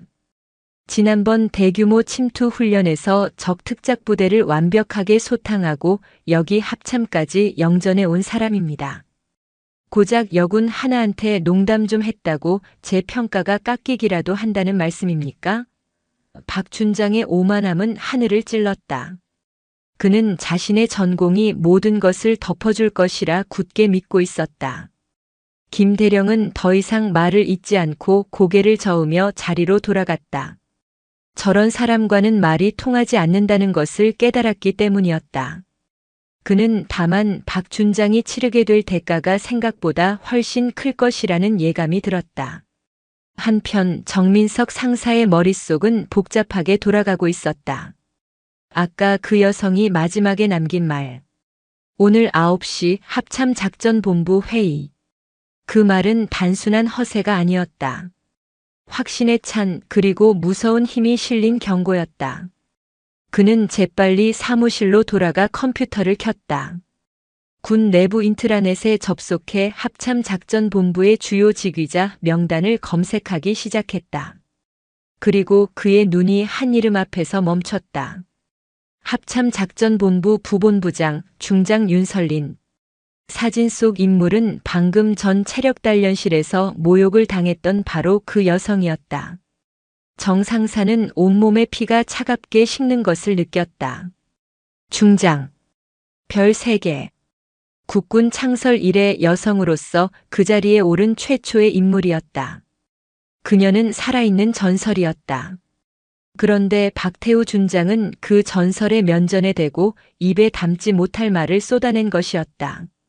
이건 보통 일이 아니야. 정 상사는 떨리는 손으로 전화기를 들었다. 체력단련실에 남아있을 김대령에게 이 사실을 알려야 했다. 하지만 수화기를 드는 순간 그는 망설였다. 자신이 이 일에 끼어드는 것이 과연 옳은 일일까? 박 준장은 이제 막 합참에 부임한 권력의 중심을 향해 달려가는 장군이었다. 반면 자신은 힘없는 부사관일 뿐이었다. 괜히 긁어 부스럼을 만드는 것은 아닐까. 하지만 그는 고개를 저었다. 옳고 그름의 문제였다. 군인으로서 부사관으로서 불의를 보고 못 본 척할 수는 없었다. 그는 결심을 굳히고 김대령의 사무실 번호를 눌렀다. 그때 샤워를 마치고 나온 박 준장이 의기양양하게 정 상사에게 말을 걸었다. 정 상사, 아까 그 여자 말이야. 혹시 소속 알아냈어? 내가 나중에 커피라도 한 잔 사주면서 사과해야지. 하. 그의 웃음소리가 정 상사의 귀에는 지옥의 소리처럼 들렸다. 정 상사는 차마 입이 떨어지지 않았다. 그저 창백하게 굳은 얼굴로 박 준장을 바라볼 뿐이었다. 시계는 어느덧 8시 30분을 가리키고 있었다. 폭풍이 몰려오기까지 이제 30분밖에 남지 않았다. 윤설리는 자신의 집무실로 돌아와 샤워를 마친 뒤 각 잡힌 정복으로 갈아입었다. 어깨에 달린 3개의 별이 아침 햇살을 받아 서늘하게 빛났다. 그녀는 거울 앞에 서서 자신의 모습을 비춰보았다. 숱한 밤을 새우며 작전 지도를 들여다보던 젊은 날의 대위, 남군들의 텃세와 편견 속에서 묵묵히 자신의 길을 걸었던 소령, 그리고 마침내 장군이 되어 부대를 지휘하던 순간까지 30년의 세월이 주마등처럼 스쳐 지나갔다. 군인이 되겠다고 결심했던 순간부터 그녀의 삶은 투쟁의 연속이었다. 여성이라는 이유만으로 능력을 의심받고 보이지 않는 차별과 싸워야 했다. 그녀는 포기하지 않았다. 남자들보다 2배, 3배 더 노력했다. 체력적으로도 정신적으로도 결코 뒤처지지 않기 위해 스스로를 채찍질했다. 그렇게 피와 땀으로 별을 달았다. 오늘 아침 체력 단련실에서 겪은 일은 그녀에게는 새삼스러운 일이 아니었다. 계급이 낮았을 때는 더 심한 말도 수없이 들었다. 하지만 별을 3개나 단 지금, 그것도 국군의 심장부인 국방부 청사 안에서 그런 말을 듣게 될 줄은 몰랐다. 분노보다 먼저 찾아온 감정은 깊은 실망감과 자괴감이었다. 내가 이룬 모든 것들이 고작 저런 편견 하나 넘어서지 못했단 말인가. 아직도 우리 군에는 저런 구시대적인 사고방식을 가진 자들이 별을 달고 지휘관 행세를 하고 있단 말인가. 그녀는 책상 위에 놓인 박태우 준장의 인사기록 카드를 집어들었다. 화려한 경력이었다. 야전에서 잔뼈가 굵었고 여러 차례 큰 공을 세워 동기들보다 승진도 빨랐다. 능력 있는 군인인 것은 분명해 보였다. 하지만 그 능력이라는 것이 과연 전부일까? 부하를 인격적으로 존중하지 못하고 시대의 변화를 읽지 못하는 지휘관은 결국 조직을 병들게 하는 암적인 존재일 뿐이다. 그녀는 비서관을 불렀다. 오늘 9시 회의 참석자 명단 최종 확인하고 회의실 전방 스크린에 박태우 준장의 양력을 추가로 띄워주게. 특히 최근 공적 사항을 강조해서. 비서관은 의아한 표정을 지었지만 군말 없이 명령에 따랐다. 윤설리는 창밖을 내다보았다. 멀리 남산 타워가 보였다. 저 도시의 불빛 아래 평화롭게 살아가는 국민들을 지키기 위해 군복을 입었다. 군복의 무게는 책임의 무게였다. 국민의 생명과 재산을 지켜야 할 무거운 책임. 그 책임을 망각한 채 자신의 계급을 완장처럼 여기고 부하들을 함부로 대하는 자는 군복을 입을 자격이 없다. 그녀는 박태우 개인에게 복수하려는 것이 아니었다. 이번 기회에 군 내부에 아직도 만연한 잘못된 문화를 뿌리 뽑고 진정한 군인의 품격이 무엇인지 모두에게 똑똑히 보여주어야겠다고 다짐했다. 그녀의 눈빛이 차갑고 단단하게 빛났다. 잠시 후 그녀는 회의 자료를 들고 집무실을 나섰다. 그녀의 발걸음에는 조금의 망설임도 없었다. 곧 벌어질 거대한 폭풍의 중심을 향해 그녀는 묵묵히 걸어갔다. 박태우 준장은 샤워를 마치고 갓 다림질한 정복을 입으며 콧노래를 불렀다. 아침에 있었던 불쾌한 일은 이미 잊은 지 오래였다. 그는 오히려 자신의 재치 있는 농담에 제대로 받아치지도 못하고 도망치듯 나가버린 여자를 생각하며 득이양양한 미소를 지었다. 별것도 아닌 게 까불기는.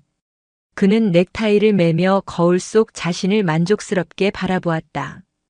야전에서 구릿빛으로 그을린 피부, 다부진 체격, 그리고 어깨에서 빛나는 별. 이것이 바로 그가 수십 년간 군 생활을 하며 얻어낸 결과물이었다. 그는 스스로가 자랑스러웠다. 박태우에게 군대는 힘의 논리가 지배하는 세계였다.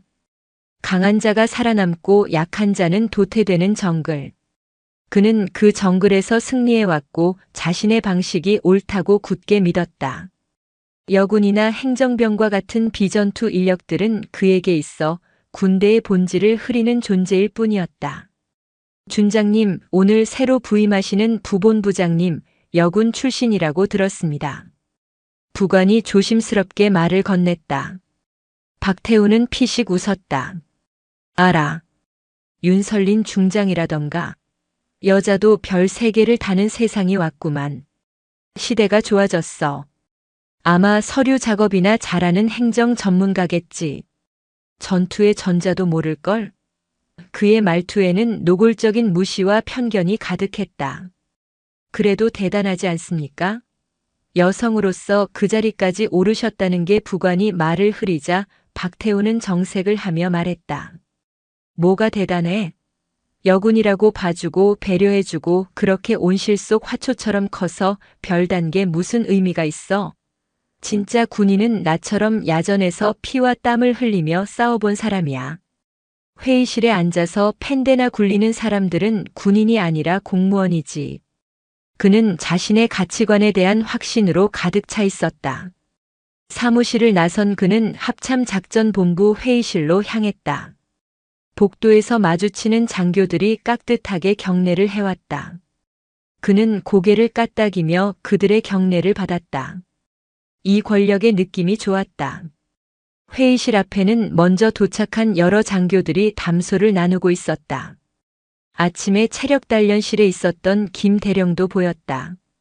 김 대령은 박태우를 보자 복잡한 표정을 지었지만 박태우는 애써 그를 무시하고 다른 장교들과 인사를 나눴다. 오늘 새로 오시는 분 아주 깐깐한 분이라던데. 긴장해야겠습니다. 한 중령의 말에 박태우는 자신만만하게 대답했다. 걱정 마. 내가 누군가. 야전에서 산전수전 다 겪은 박태우야. 아무리 깐깐한 양반이라도 실전 경험으로 무장한 나한테는 함부로 못할걸. 그는 마치 자신이 오늘 회의의 주인공이라도 되는 것처럼 행동했다. 아침에 마주쳤던 그 여자의 마지막 말이 문득 떠올랐지만 그는 대수롭지 않게 넘겨버렸다. 비서실 직원이나 회의 진행 요원이겠거니 생각했다. 그는 곧 자신에게 닥쳐올 운명의 폭풍을 전혀 예상하지 못한 채 당당한 걸음으로 회의실 안으로 들어섰다. 회의실의 차가운 공기가 그의 오만한 얼굴을 감쌌다. 오전 9시 정각. 합참작전본부 회의실은 숨막히는 긴장감으로 가득했다. 대형 스크린에는 회의 안건과 함께 박태우 준장의 화려한 공적이 담긴 양력이 띄워져 있었다. 박태우는 자신의 양력을 보며 만족스러운 미소를 지었다. 자신의 존재감을 확실하게 각인시키는 좋은 시작이라고 생각했다. 회의에 참석한 수십 명의 영관급 장교들은 모두 굳은 표정으로 자리를 지키고 있었다. 그때 회의실 문이 열리고 보좌관의 우렁찬 목소리가 울려 퍼졌다. 차렷! 부본부장님 입장하십니다. 참석자 전원이 일제히 자리에서 일어나 칼 같은 거수 경례 자세를 취했다. 박태우도 반사적으로 몸을 일으켜 세우고 입구 쪽으로 시선을 돌렸다.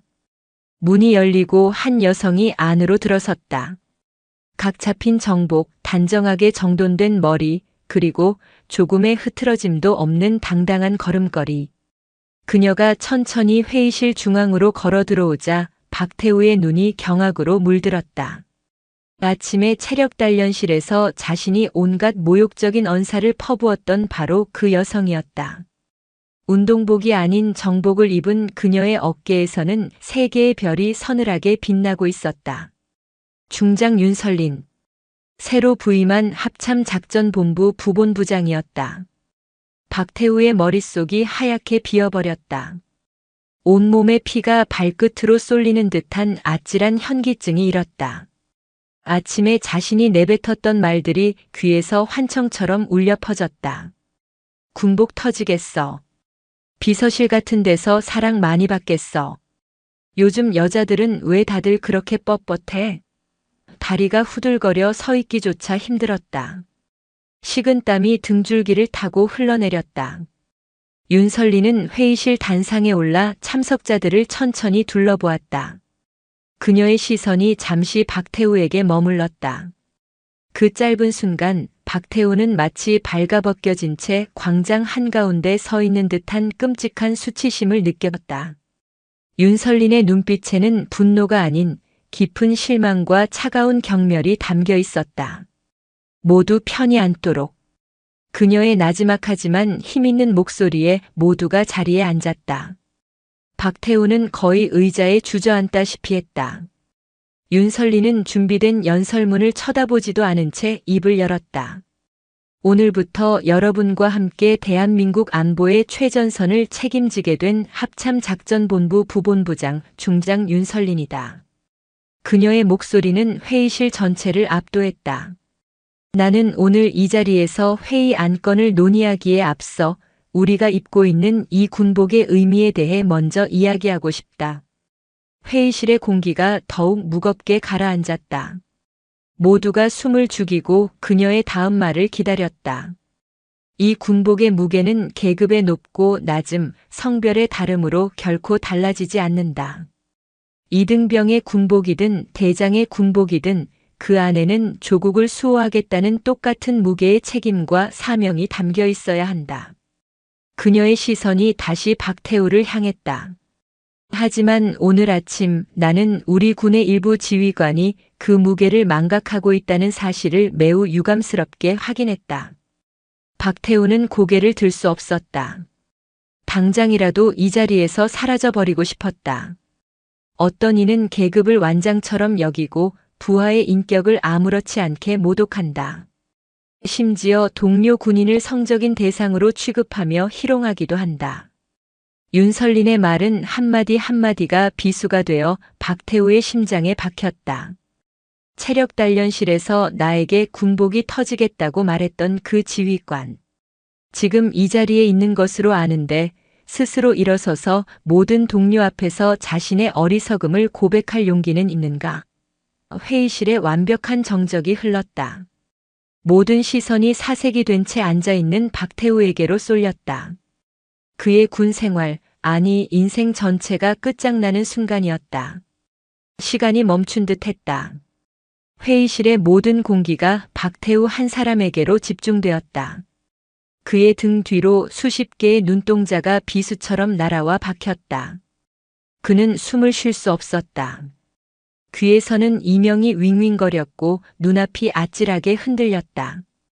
윤설린 중장은 단상 위에서 그를 조용히 내려다보고 있었다.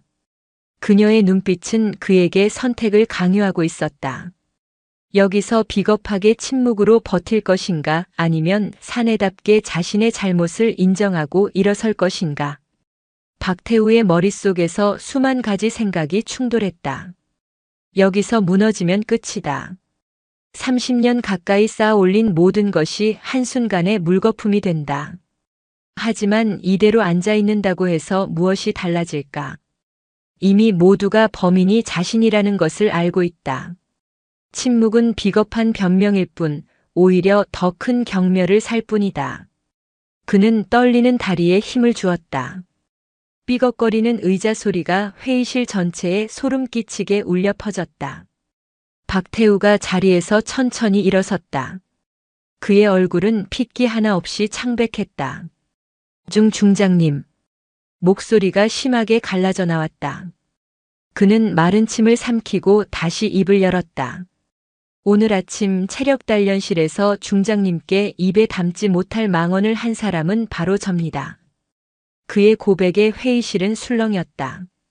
몇몇 장교들은 믿을 수 없다는 듯한 표정으로 그를 쳐다봤다.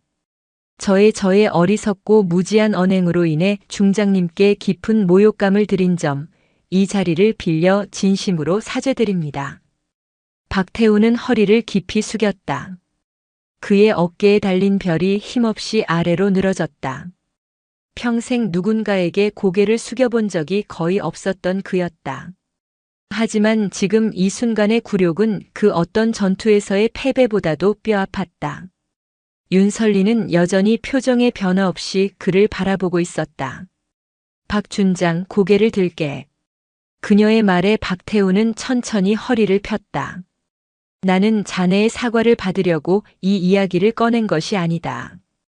자네 개인의 처벌을 원해서도 아니다. 의외의 말이었다.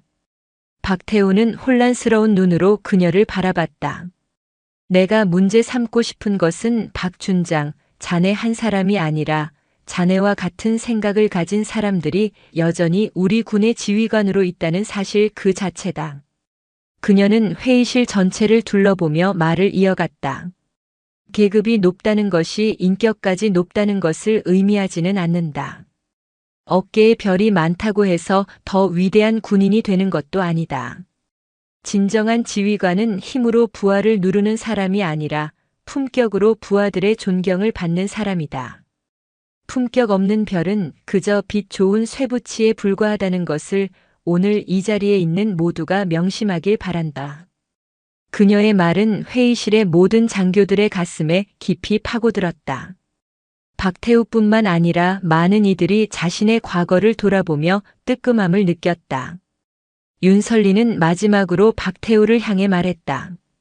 박준장은 자리에 앉게. 오늘 회의는 예정대로 진행한다. 하지만 회의가 끝난 뒤 준장은 내 집무실로 오도록. 군복의 무게가 무엇인지 오늘 제대로 가르쳐 주도록 하지. 그 말은 사형 선고나 다름없었다. 박태우는 힘없이 자리에 주저앉았다. 회의가 어떻게 진행되었는지, 무슨 내용이 오갔는지 그의 귀에는 아무것도 들어오지 않았다. 그의 머릿속은 오직 회의가 끝난 뒤 자신에게 닥쳐올 운명에 대한 공포로 가득 차 있었다. 그날의 회의는 국방부 내에서 전설처럼 회자되었다. 한 장군의 오만함이 어떻게 꺾이는지, 그리고 진정한 리더의 품격이 무엇인지를 모두가 목격한 역사적인 순간으로 기록되었다. 회의가 끝나자 참석자들은 약속이라도 한 듯 조용히 지시를 빠져나갔다. 누구도 박태우에게 말을 걸지 않았다.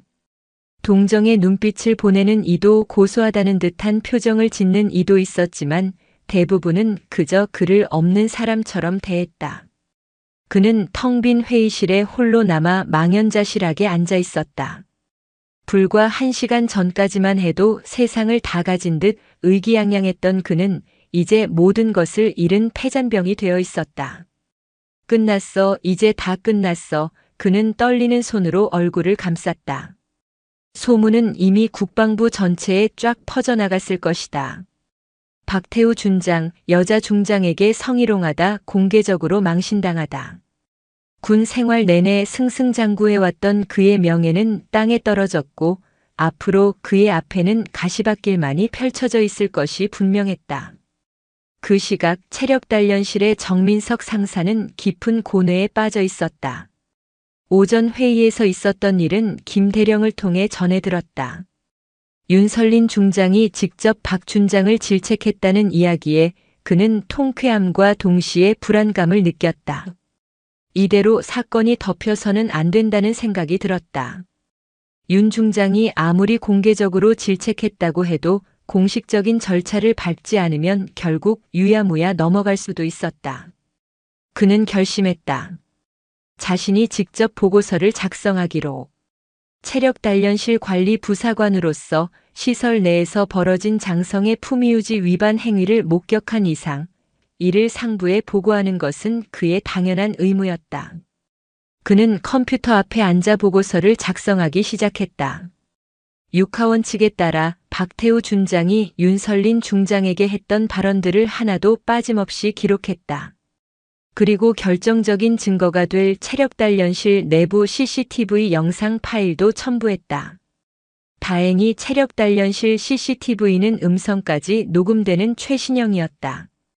보고서를 제출하는 그의 손은 조금 떨렸다. 준장을 상대로 보고서를 올린다는 것은 엄청난 용기가 필요한 일이었다. 하지만 그는 이것이 옳은 일이라고 믿었다. 그가 보고서 전송 버튼을 누른 순간 국방부 감찰실의 컴퓨터에 경고등이 켜졌다. 준장 박태우 품위유지 위반 및 성희롱 혐의. 보고서를 확인한 감찰실장의 표정이 심각하게 굳어졌다. 사안의 중대성을 직감한 그는 즉시 국방부 장관에게 직보했다. 그날 오후 박태우 준장에게 품위유지 위반 혐의에 대한 감찰 조사 착수를 알리는 공식 공문이 하달되었다. 공문을 받아든 박태우의 얼굴은 종이장처럼 구겨졌다. 올 것이 왔다고 생각했지만 막상 공식적인 조사가 시작된다는 통보를 받으니 눈앞이 캄캄했다. 그는 다급하게 여기저기 전화를 걸기 시작했다. 자신의 인맥을 총동원해 어떻게든 이 위기를 막아보려 했다. 하지만 수화기 너머로 들려오는 동기들과 선배들의 반응은 냉담했다. 상대가 윤설린 중장이라고. 그분은 장관님도 함부로 못하는 분이야. 우리가 어떻게 손을 쓸 수가 없어. 모두가 그에게서 등을 돌렸다. 그는 철저히 혼자가 되었다. 그때 집무실 전화벨이 울렸다. 윤설린 중장의 비서관이었다. 박태우 준장님, 부본부장님께서 지금 집무실로 오시라고 하십니다. 결국 심판의 시간이 온 것이었다. 박태우는 무거운 발걸음으로 윤설린의 집무실로 향했다. 문 앞에 서서 몇 번이나 심호흡을 했지만 심장은 미친 듯이 날뛰었다. 그는 떨리는 손으로 문을 두드렸다. 들어오게. 안에서 차분한 목소리가 들려왔다. 문을 열고 들어서자 윤설린이 창가에 서서 바깥 풍경을 내다보고 있었다. 정복이 아닌 편안한 근무복 차림이었지만 그녀에게서 뿜어져 나오는 위험은 조금도 줄어들지 않았다. 앉지. 그녀는 책상 앞 의자를 가리켰다. 박태우는 마치 죄인처럼 의자 끝에 겨우 엉덩이를 걸치고 앉았다. 무슨 말이 나올까, 어떤 질책과 처벌이 기다리고 있을까. 그의 머릿속은 온통 두려움으로 가득했다. 한참의 침묵이 흘렀다. 그 침묵이 박태우의 숨통을 조여왔다. 먼저 입을 연 것은 윤설린이었다. 감찰조사 통보 받았겠지. 네, 받았습니다. 기분이 어떤가? 예상치 못한 질문이었다. 박태우는 잠시 머뭇거리다 솔직하게 대답했다. 두렵습니다. 그리고 후회스럽습니다. 무엇이 후회되나? 내게 그런 말을 한 건? 아니면 그게 들통나서 지금 이 지경이 된 건? 그녀의 질문은 그의 폐부를 꿰뚫는 것처럼 날카로웠다. 둘 다입니다. 하지만 진심으로 제가 군인으로서의 품격을 잃었다는 사실이 가장 후회됩니다. 그리고 중장님께 씻을 수 없는 상처를 드렸다는 것도 진심으로 죄송하게 생각합니다. 박태우의 목소리에는 이전에는 없었던 진심이 담겨 있었다. 윤설린은 천천히 몸을 돌려 그를 마주 보았다. 그녀의 눈빛은 이전처럼 차갑지 않았다. 박 준장, 나는 자네에게 상처받지 않았네. 다만 실망했을 뿐이야. 그녀는 책상으로 걸어와 그의 맞은편에 앉았다. 나는 지난 30년간 자네가 한 것보다 더 심한 말, 더 지독한 편견과 싸워왔네. 그럴 때마다 상처받았다면 나는 아마 이 자리까지 오지도 못했을 거야. 그녀의 말에는 깊은 연륜과 아픔이 묻어 있었다. 내가 실망한 것은 야전에서 그토록 능력을 인정받고 여기까지 올라온 유능한 지휘관조차 아직도 그런 낡고 편협한 생각을 가지고 있다는 사실이었네. 자네 같은 사람이 지휘하는 부대의 여군들은 과연 어떤 대우를 받고 있을까? 그 생각이 나를 가장 비참하게 만들었어. 박태우는 고개를 들 수 없었다. 그의 얼굴이 부끄러움으로 붉게 달아올랐다. 죄송합니다. 제가 너무 어리석었습니다. 그의 눈에서 뜨거운 눈물이 흘러내렸다. 윤설린은 잠시 그의 모습을 지켜보다가 말을 이었다. 감찰 조사는 예정대로 진행될 걸세. 자네가 저지른 일에 대한 책임은 피할 수 없어. 아마 이번 일로 자네의 군 생활에 큰 오점이 남게 되겠지. 진급은 물론이고 앞으로 중요한 보직을 맡기도 어려울 거야. 그것은 사형 선고와 같은 말이었다. 박태우는 절망감에 입술을 깨물었다. 하지만 윤설린의 목소리가 그의 귓가를 파고들었다. 이것이 끝이라고 생각하지 말게. 진정으로 반성하고 있다면 이것은 끝이 아니라 새로운 시작이 될 수도 있어. 중요한 건 앞으로 자네가 어떤 군인으로 살아갈 것인가 하는 점이야. 그녀는 자리에서 일어나 책상 서랍에서 무언가를 꺼내 그에게 건넸다. 그것은 낡고 해진 작은 수첩이었다. 내가 처음 임관했을 때부터 쓰던 수첩일세. 그 안에는 내가 군 생활을 하며 지키고자 했던 다짐들이 적혀 있지. 한번 읽어보게. 박태우는 떨리는 손으로 수첩을 받아들었다. 그에게는 질책이나 처벌이 아닌 새로운 기회가 주어진 것이었다. 그는 흐르는 눈물을 닦을 생각도 하지 못한 채 윤설린을 향해 깊이 고개를 숙였다. 그 후 일주일이 흘렀다. 박태우 준장에 대한 감찰 조사는 신속하게 진행되었고 결과는 견책이라는 중징계로 결정되었다. 군 내부에서는 그의 화려했던 경력을 고려할 때 사실상 군 생활이 끝난 것이나 다름없다는 평이 지배적이었다. 그는 모든 것을 체념한 채 징계 결과를 받아들였다.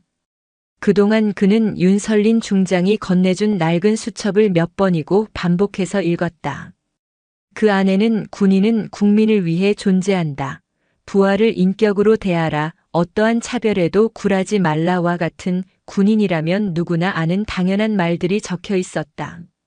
하지만 그 당연한 말들이 수십 년의 세월 동안 그녀가 겪었을 고뇌와 투쟁의 무게와 함께 다가와 그의 가슴을 무겁게 짓눌렀다. 그는 자신이 얼마나 오만하고 어리석었는지를 뼈저리게 깨달았다. 변화는 서서히 하지만 분명하게 시작되었다. 그는 더 이상 부하들에게 고압적인 태도를 보이지 않았다. 회의 시간에는 말단 실무자의 의견까지 경청했고 특히 여군 장교들의 고충에 귀를 기울였다. 처음에는 그의 변화를 의심의 눈초리로 바라보던 부하들도 그의 진심 어린 태도에 점차 마음을 열기 시작했다. 그의 사무실 분위기는 이전과는 비교할 수 없을 만큼 부드러워졌다. 한편 국방부 체력단련실 입구에는 새로운 안내문 하나가 붙었다. 군복은 힘이 아니라 품격입니다. 품격 없는 별은 그저 쇠붙이에 불과합니다. 윤설린 중장의 지시로 붙은 이 문구는 체력단련실을 이용하는 모든 군인들에게 깊은 울림을 주었다. 다시 월요일 아침이 밝았다. 박태우는 여느 때처럼 체력단련실을 찾았다. 지난번의 사건 이후 처음이었다. 그는 일부러 사람이 가장 없는 이른 새벽 시간을 택했다. 하지만 그가 들어섰을 때 구석진 러닝머신 위에서 익숙한 인형이 달리고 있었다. 윤설린 중장이었다. 박태우는 순간 몸이 굳었다. 돌아나가야 할까? 하지만 그는 이내 마음을 다잡고 그녀에게로 다가갔다. 중장님 안녕하십니까? 그의 목소리는 조금 떨렸지만 이전의 오만함은 찾아볼 수 없는 겸손함이 묻어 있었다. 러닝머신 위에서 달리던 윤설린이 속도를 줄이고 그를 돌아보았다. 박 준장 오랜만이군. 운동하러 왔나? 그녀의 목소리는 평온했다. 네, 그렇습니다. 그리고 중장님께 다시 한번 사죄드리고 싶어서 왔습니다. 윤설린은 러닝머신에서 내려와 수건으로 땀을 닦았다. 사과는 이미 충분히 받았네. 그보다 중요한 건 박 준장이 정말로 변했는가 하는 점이겠지. 매일 아침 거울을 보며 스스로에게 묻고 있습니다. 오늘 나는 군복의 무게를 제대로 감당할 자격이 있는가? 라고 말입니다. 중장님께서 주신 수첩을 읽으며 제가 얼마나 부끄러운 군인이었는지 깨달았습니다. 박태우의 눈빛은 진실했다. 윤설린의 입가에 옅은 미소가 번졌다. 좋은 습관이군. 그 질문을 평생 잊지 말고 살아가게. 몸이 건강해야 정신도 건강해지는 법이니 운동 열심히 하게. 그녀는 박태우의 어깨를 가볍게 두드려주고는 체력단련실을 나섰다. 박태우는 그녀가 사라진 문을 한참 동안 바라보았다. 그는 덤벨을 들어 올렸다. 이전보다 훨씬 무겁게 느껴졌지만 마음은 이상하게도 가벼웠다. 그의 군 생활은 어쩌면 이제부터가 진짜 시작일지도 몰랐다. 그는 더 이상 별의 개수에 연연하지 않고 진정한 군인의 품격을 지키기 위해 살아가겠다고 다짐했다. 체력 단련실의 새로운 안내문이 아침 햇살을 받아 반짝이고 있었다.